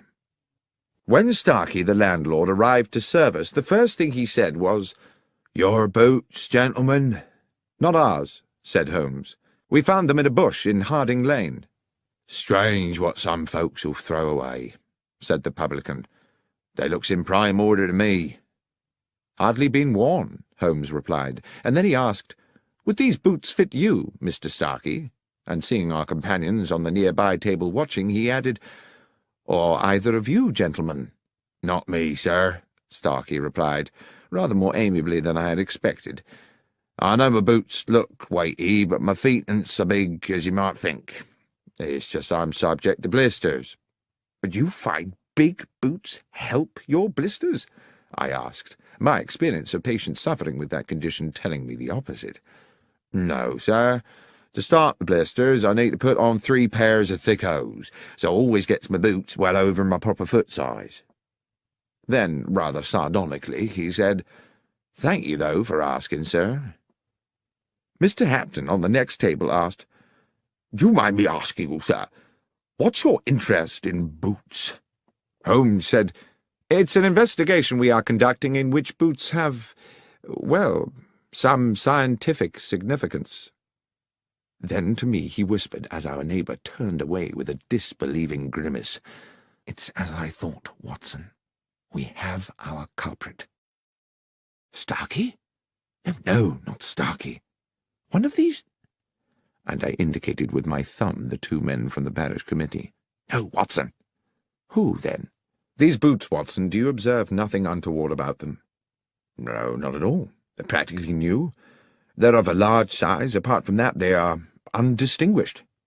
"On the contrary, my friend, I would say they were distinguished by a lack of paint." "I beg your pardon?" "I mean, Watson, that there are white marks on the soles, to be sure. But tell me, pray, how a man with his hands covered in whitewash could have unlaced and removed his boots without leaving marks on the laces?" "I don't know," I said, "but it would be a singular coincidence if someone completely innocent had jettisoned a pair of boots with paint on the soles." "There is no coincidence," Holmes said. "These boots were undoubtedly left here by the thief, but not in the way we were intended to believe." "Are you suggesting that you know who the thief is?" "The thief, Watson, is the Reverend Kingsley himself." "But how could it be, Holmes? There was no time for him to escape across that meadow and return to the vicarage in time to meet Sam Manners outside the church. How can a man chase himself across a meadow?" "As you know, Watson, we are due to meet the bishop this evening at Trinity Vicarage. So let us finish our meal. I will explain everything there." We had promised the bishop an interim meeting at the vicarage to advise him of our progress in the case, which no doubt the clergyman expected to be only moderate this soon after our previous meeting. But we had hardly settled to our sherry in Mr. Kingsley's comfortable parlour than Holmes declared dramatically, "You will no doubt be delighted to know, gentlemen, that Dr. Watson and I have solved the case."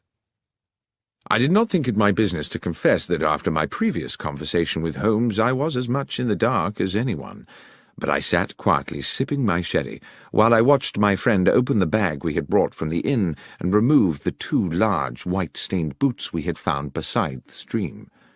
The bishop's eyes widened. I have to say he looked incredulous. Mr. Kingsley, too, wore a sceptical smirk and raised his eyebrows. "Please tell us, Mr. Holmes, what you think you have found?" "Dr. Watson and I found these," Holmes explained, "in a bramble bush in Harding Lane. Big boots suggested we were seeking a big man, yet the footprints told us his stride was short. It was our landlord at the Jolly Bulldog who enabled me to understand the dichotomy. He is a man who buys bigger boots than his foot size in order to accommodate extra socks. Our villain, however, bought his bigger boots in order to accommodate another pair of shoes, leaving the footprints of a bigger man than he is himself. Is that not so, Mr. Kingsley?" The young vicar, I thought at the time, if he was guilty of anything, was heroically cool about it. He betrayed nothing but genteel surprise. "Are you suggesting that I was the thief, Mr. Holmes?" "Holmes," said the bishop gravely, "from what I understand, Mr. Kingsley and his verger practically managed to catch up with the thief on that fateful day. What on earth do you think is the evidence for this assertion?" "My lord," Holmes said confidently, "Mr. Kingsley wished to embezzle the money raised by the sale of the Hatchingham Grail and decided to construct a piece of theatre which would deceive investigators. He not only invented the spectral man in the large-brimmed hat, he also on several occasions paraded in the hat and the high-collared coat and ensured that Mr. and Mrs. Manners caught a glimpse of him.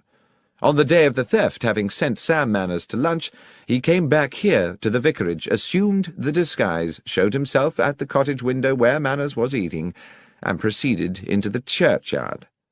Dashing back to the vicarage again, he slipped out of his cloak and hat and waited for Mrs. Manners' knock on the door. He told Mrs. Manners to summon her husband and rendezvoused with him outside the crypt door." "And then what?" said Mr. Kingsley, insolent with fury.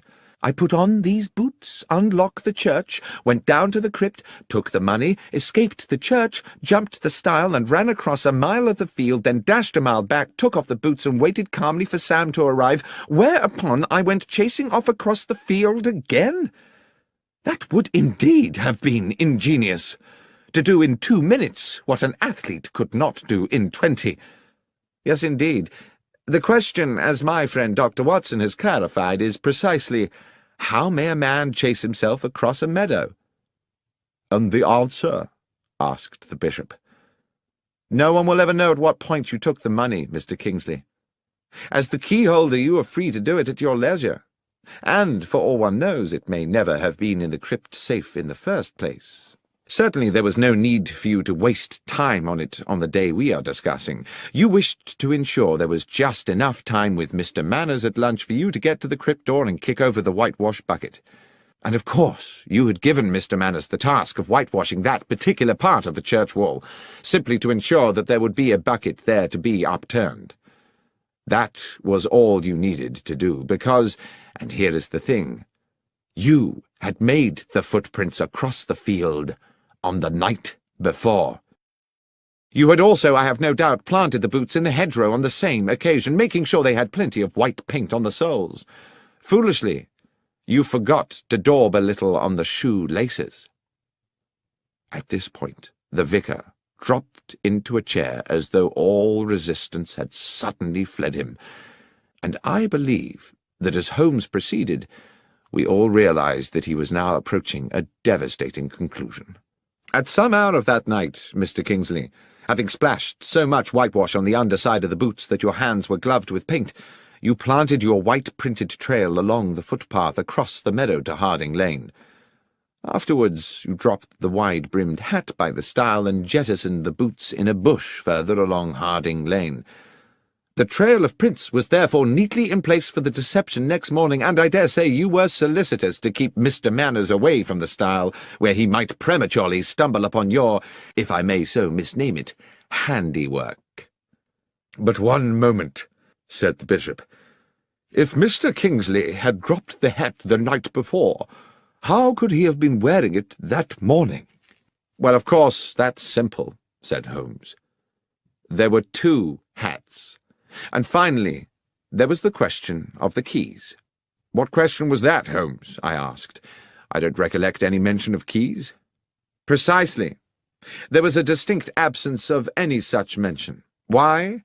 Because a key would have been needed to enter the crypt, and Mr. Kingsley thought it better not to raise the tricky matter of how such an intruder might have got hold of one." The pale face and slumped figure of Mr. Kingsley indicated his utter defeat. The bishop clearly needed no further convincing. "The money, Kingsley," he said. "Have you spent it?" The vicar looked bitter. "I'm a gambler, Bishop. And the truth is that over the years I have burdened myself with appalling debts. I started to use the church money bit by bit. I meant to return it one day when I had a big win, but money runs through my hands like water. There's little of it left." "Then it's a matter for the police," the bishop said. "And we must find a new vicar for Hatchingham. I fear that you, Mr. Kingsley, will for many years be the incumbent of a much dingier parish."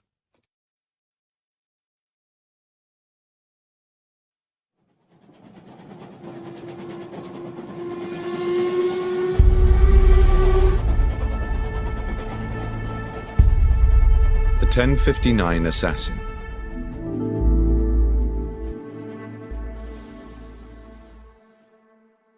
It is now well known that the investigations of my friend and companion Sherlock Holmes, which I have had the privilege to document over the years, represent only a small portion of his life's work. Many other cases have fallen into the obscure well of history. But nothing departs this world without leaving some trace or memory, and now and then an old story rears its head. So it was with the events of the Stovey murder. A letter came to Holmes one morning at our Baker Street apartment from Samuel Carpenter, an elderly publican at the Horse in Colours hostelry in the Kent village of Stovey. Several years previously, Samuel Carpenter had been a witness at the trial of Arthur Weeks, a local villain accused of intimidation, abduction, blackmail, and grievous bodily harm. Holmes had been involved in helping police on the case with footprint evidence, and thus had come to meet the amiable publican. I suppose we never expected to visit the quiet settlement of Stovey ever again, but the letter contained a clear and urgent summons. "Dear Mr. Holmes, you did say when we made our farewells 4 years ago that if ever there should be a day when I had need of your assistance, I was to write to you immediately. I'm afraid, sir, that day has come. A terrible set of events has clouded my life, and I am quite at a loss. Arthur Weeks, that ruthless villain you helped put away, died in jail a few months ago. Ever since then his son, Henry, has been making our lives a misery. I found my dog Catcher shot dead in the field, and twice a dead fox in our water tank. I started getting letters threatening to burn down the inn, telling me I should one day wait in vain for my wife to come home. Terrible things, but all written anonymous. Then he brazenly come and drink at the inn as innocent as you like. Well, last week our son Jack told Weeks straight there, in front of all my customers, that he'd gone too far, and he'd better prepare himself for some serious consequences. I wish he had not done it. 2 days afterwards, Weeks was found shot through the head, and my Jack is now being arrested as a murderer. If there's anything you may be able to do, Mr. Holmes, please come immediately."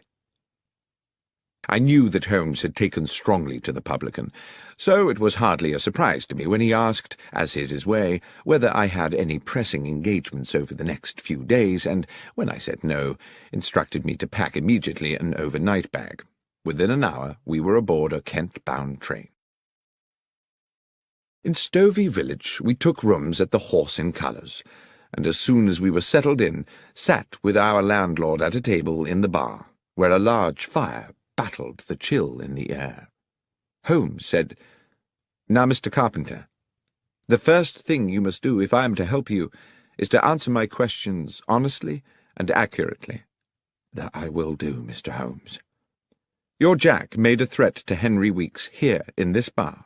"Yes, sir." "And 2 days later Weeks was found dead." "Dead with a shot through his head, just outside the village where Nightingale Lane crosses the London railway line, and his horse tied up nearby." "And they came to arrest Jack when?"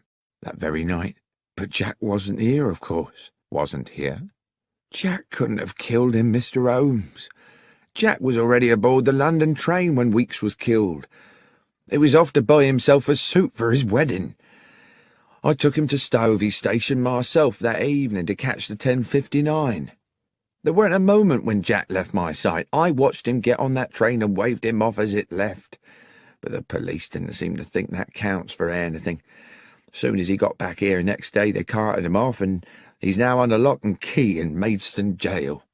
"Well, Mr. Carpenter," said Holmes, "I accept unequivocally that what you are telling me is the truth. But my sense is that this is going to be a very convoluted business, and I must impress on you the need to be patient." When Carpenter had returned to serving his customers, I said quietly to Holmes, "Surely, if what the old chap says is true, the police have no case. Weeks must have had 100 enemies hungry for his blood, with far weaker alibis than Jack Carpenter." "Perhaps so," said Holmes, "but I fear the word of a father in defence of a son is unlikely to be regarded in court as compelling evidence, especially when the police have their minds made up in advance. Watson, I've a suspicion that things may get a lot more obscure before they become clearer. Let's make good use of the afternoon by acquainting ourselves with the details of Henry Weeks' unfortunate end." Our escort to the scene of the crime was a local policeman, Sergeant Berry, a man of stubborn practicality, whose uniform one suspected must have been artfully augmented to accommodate the spectacular rotundity of his belly. He clearly felt he had better things to do than to accompany a consulting detective to the scene of a crime when the culprit was already halfway to the gallows.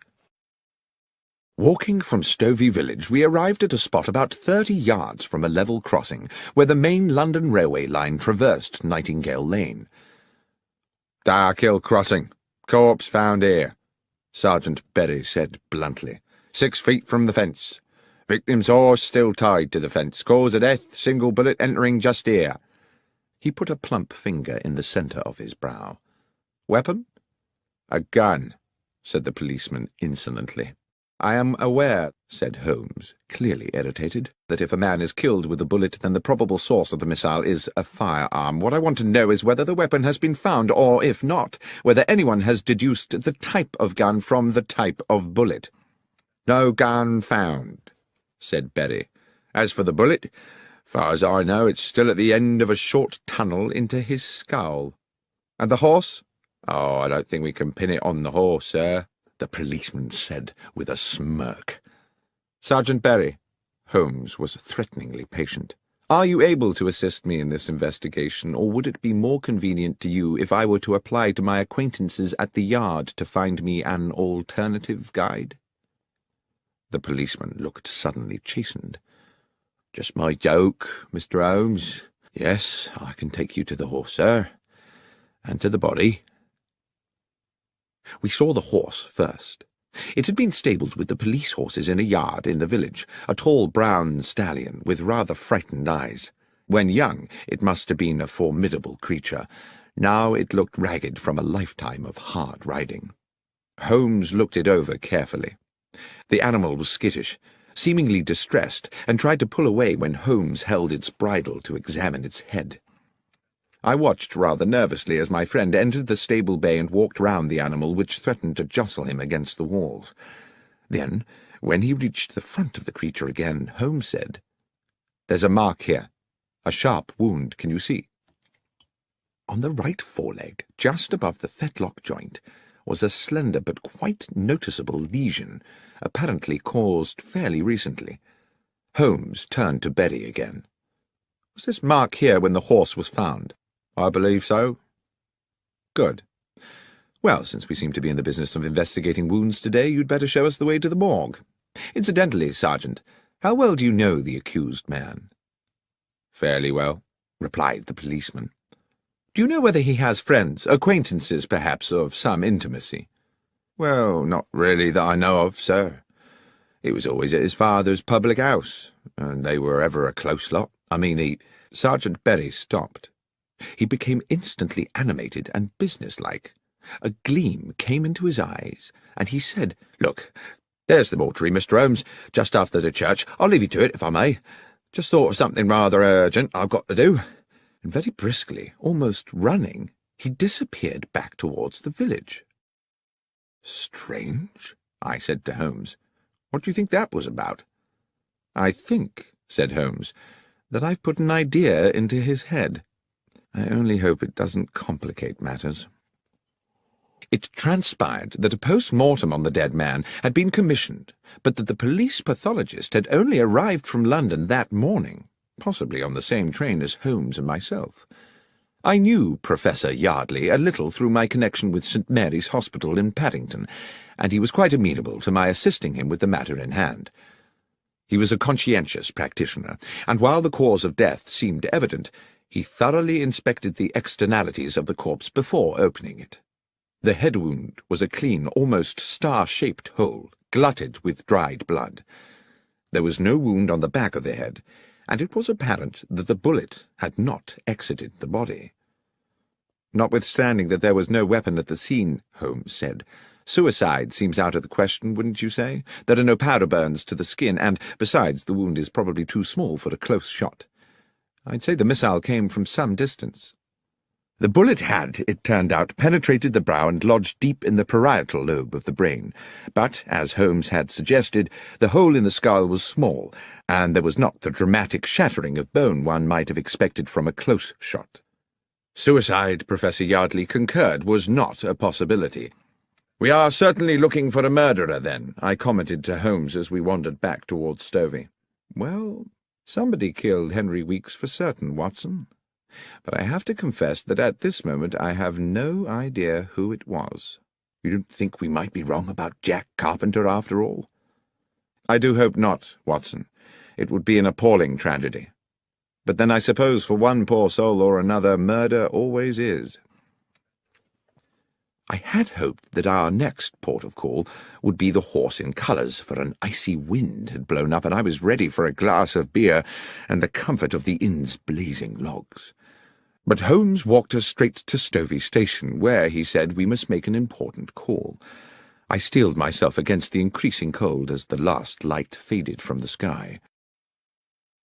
The station-master at Stovey was Milton Fraser, a man dressed to give the impression of order and precision, his cap fitting perfectly the balding sphere of a small, neat head, and a fine silver pocket-watch peeping from his waistcoat pocket.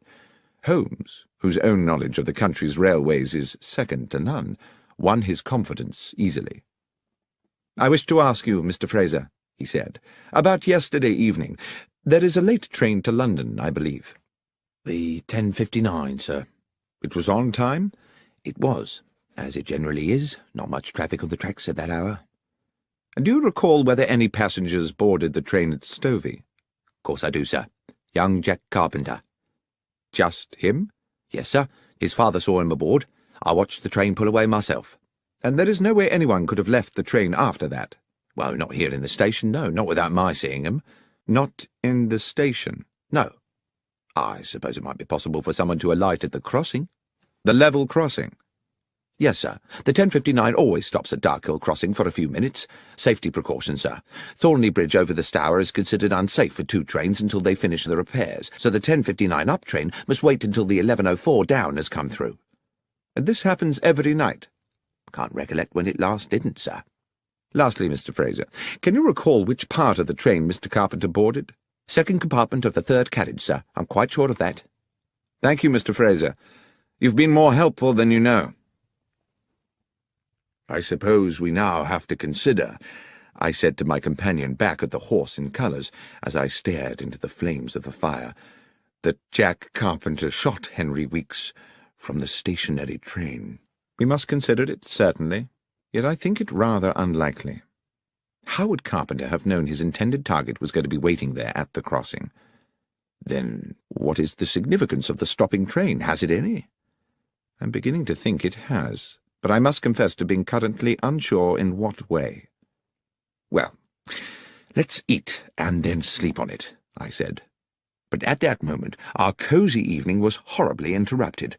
A young woman, hair dishevelled, came screaming into the bar. "Mr. Carpenter! Mr. Carpenter!" The elderly landlord came rushing in from the kitchen. "What is it, Sarah?" "It's Beth Miller. They've taken her in." "Who's taken her?" "The police. That Sergeant Berry's arrested her. Says he found a gun." "What's this?" cried Holmes. "Who is Beth Miller?" "Beth is my son Jack's betrothed," Carpenter said. "Their wedding is fixed for next month. Beth's a good and honest young woman and gentle as a lamb. I'll see that blasted policeman." Holmes barred his way and put a hand on his shoulder. "If I'm to help you, Mr. Carpenter," he said, staring hard into the man's wild eyes, "believe me when I say that it will not serve our purposes to be too precipitous. Dr. Watson and I will go straight to the police station and find out what's happening. I beg of you to do nothing before you hear from us." Having received Carpenter's assurances, we made our way out of Stovey to the police station, a thick-walled stone building halfway along to the next village.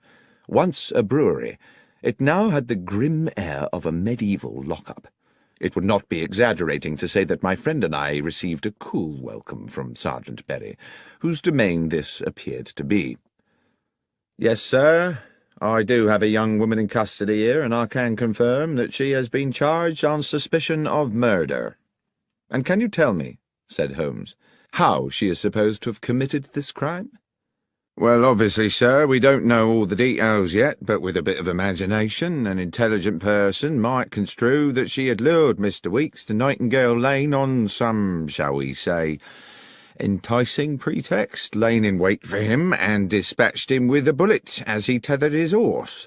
"And," said Holmes, "would this same intelligent person construe that Jack Carpenter had a part in this?" "Well, yes, sir, that person, assuming he was using his faculties, would conclude that quite obviously Jack Carpenter was an accessory before the fact, and therefore equally culpable." "Thank you, Sergeant," Holmes said, "for simplifying what I, in my sluggishness of mind, had considered a mystifying problem. Might it be possible for us to see the prisoner now?" "I'm sorry, sir, I couldn't permit that." "Or should it wait until I have received authority from my good friend Superintendent Wales at the Yard?" The policeman licked his lips, pretended to consult a piece of paper on his desk, and said, "Well, as you say you are a friend of the superintendent, sir, I'm sure 5 minutes wouldn't hurt." We were shown to a cavernous room where rusted iron remnants of the brew-house remained bolted to the walls and ceiling. The large skylight had been set with bars, and there were no other windows. A pretty dark-haired girl of no more than 20 years sat at a wooden table. She reacted to us with suspicion as we were admitted, but no sooner had the constable left us alone with her, and no doubt largely in desperation, she confided in us readily. "Miss Miller, we have a limited amount of time," Holmes said to her, "and you must tell us everything you can about this business." "Yes, sir, I'll try. I think I may have done something foolish, sir." "Foolish?" "I think I were the first to find the body, sir, you see." "Well now," said Holmes, "I'd certainly not guessed that." "I'd planned to see my Jack on the London train," she continued, "but we was held back at the farm delivering a calf, and I knew I was likely to miss him. The train usually stops by a dark hill crossing, so I thought if I cut along Nightingale Lane, I might be able to wave him off. But when I got there, the train was already disappearing across the bridge. Then, a stone's throw from the track, I saw a horse tied up to the fence, and something on the road beside it. When I got up close, I saw who it was. Henry Weeks, covered in blood, and next to him the gun." "And you picked up the gun?" I asked. "Yes, sir." "Why? Why did you not go directly to the police?" "Well, sir, because I recognised the gun. I meant to hide it somewhere." It were Jack's gun, you see." I failed to conceal my shock. "Jack's gun?" "So you took the gun," Holmes said, "because you thought Jack Carpenter might have killed Weeks?" "Yes, sir. That was my fear." "Even though Jack was on the train?" "I didn't know how long Weeks had lain there, sir. It's a lonely place, and he might have been there for hours. So that didn't look good for Jack, departing as he did the very same evening. I weren't sure of nothing, Mr. Holmes, except that Jack was likely to get the blame, everyone knowing about the venom between him and the Weeks family." "And what," Holmes said, "did you do with Jack's gun?" "Wrapped it in my shawl, slung it on my shoulder, and took it home to hide it. But I was unlucky.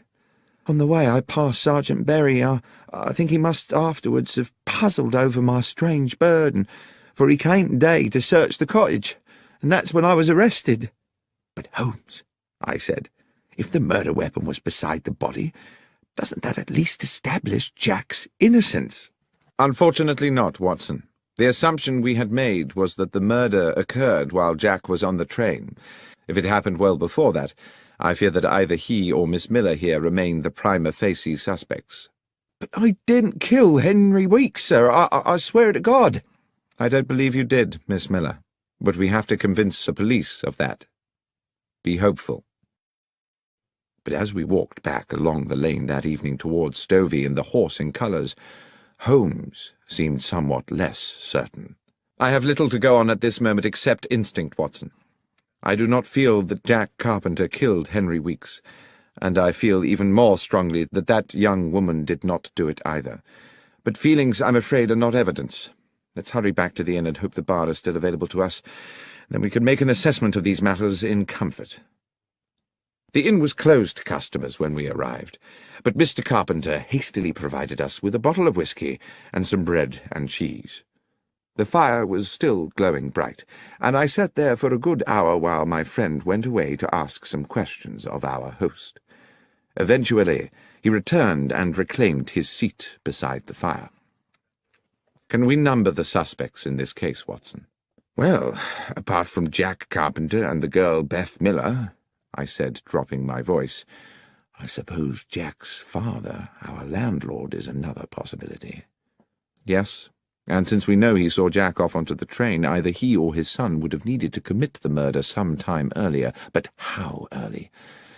I've just spoken to him at length. He assures me, and I believe him, that there are plenty of people prepared to swear that both he and Jack were here all afternoon, and Beth spent the day at farm work.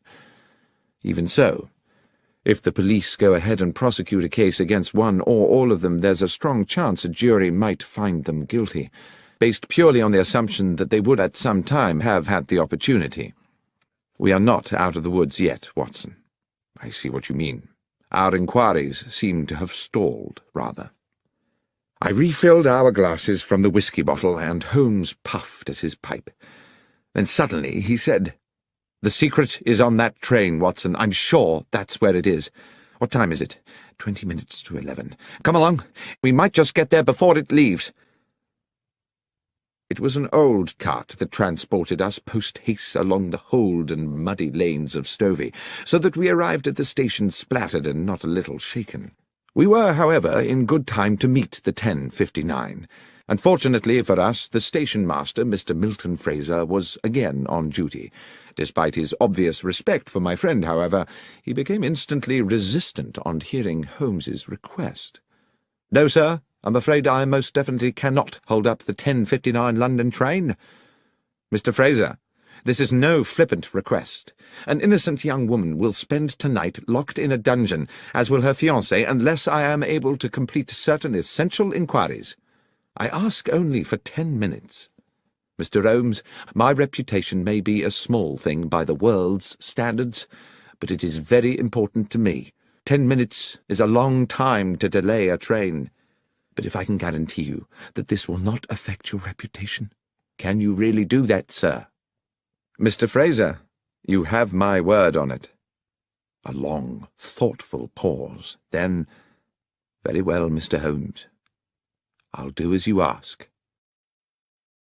When 2 minutes later the great black locomotive hauled its clanking carriages into the station, Mr. Milton Fraser went straight to the footplate and had words with the engineer.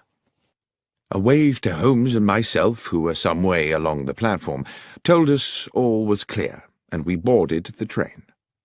Holmes went directly to the second compartment of the third carriage, which contained just one late passenger, an elderly gentleman sitting beside what I saw immediately to be the medical bag of a general practitioner.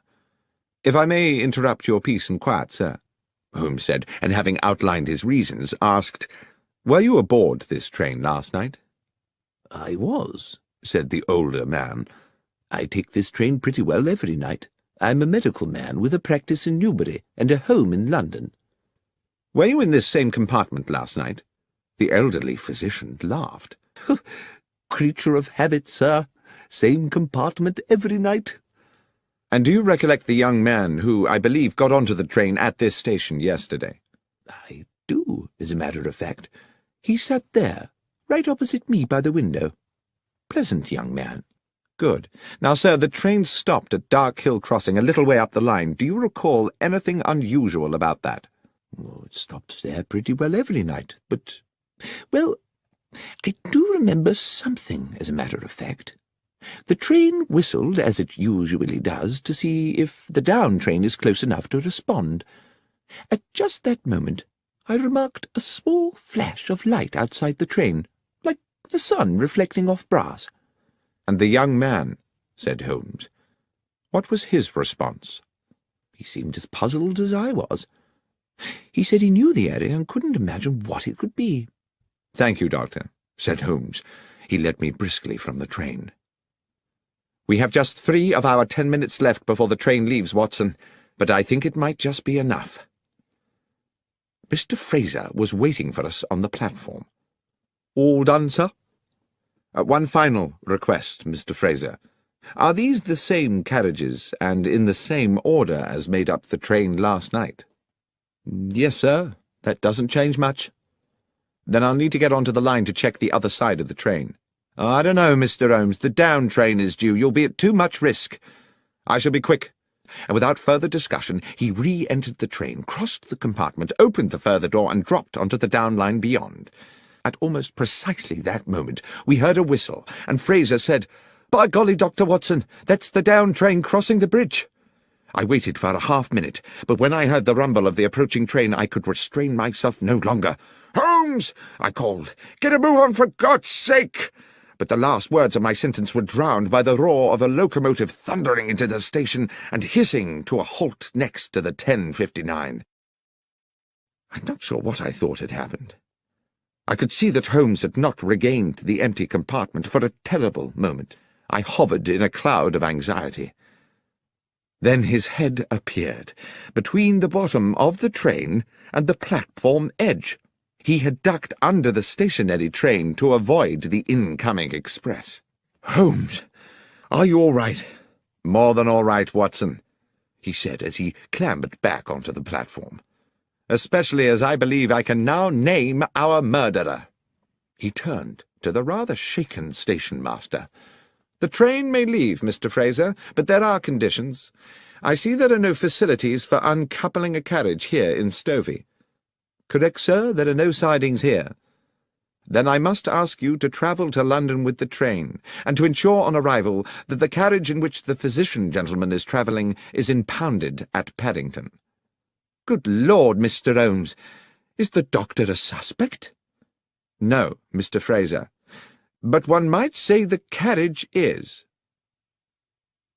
Despite his misgivings, the station-master was heroically compliant, and directly he had arranged for a message to be sent to his own family, he boarded the 10:59, which had now, for one night only, become the 11:25, and the train pulled out of the station on its way to London.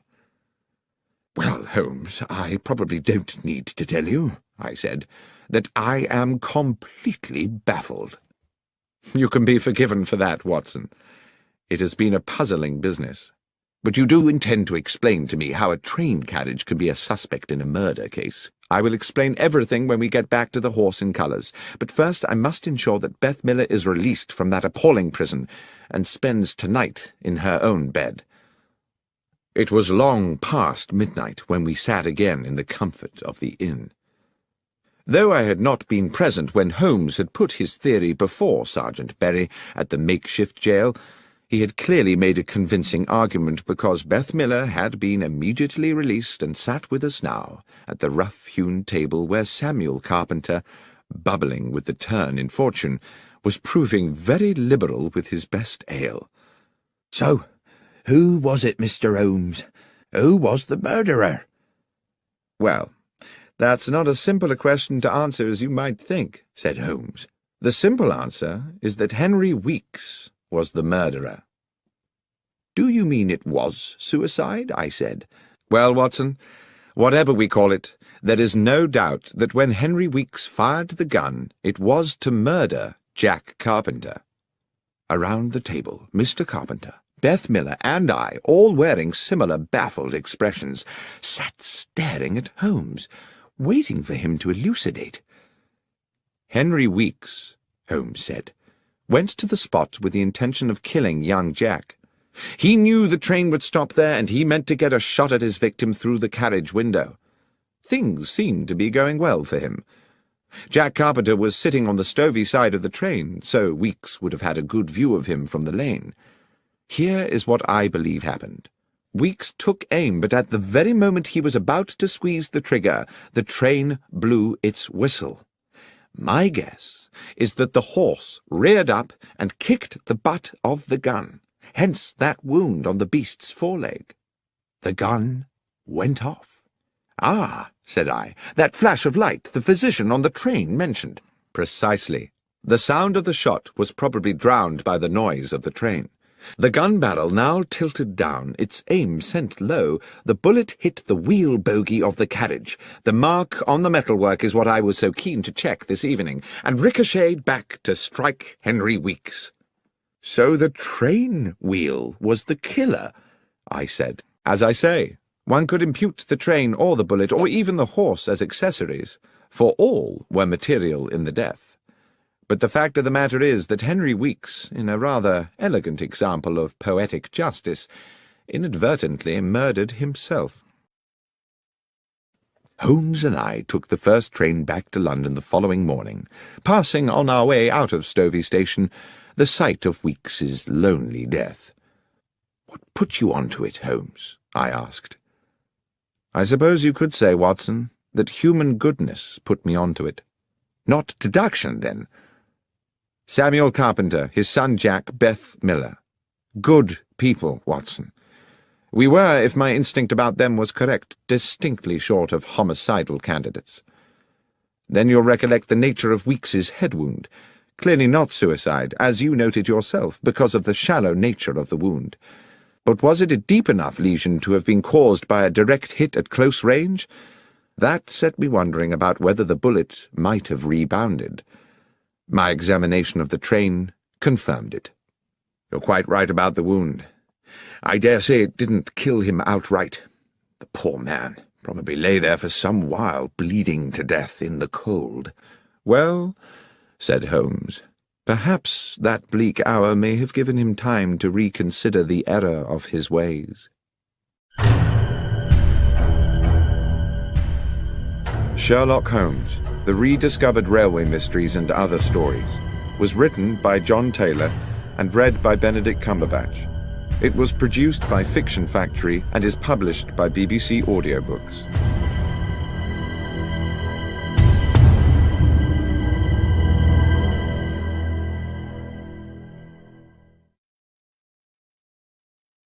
When I was young, it contained the treasures of boyhood, a catapult, a lump of beeswax, the carapace of a crab. For many years since, it has been the repository of an archive, admittedly a rag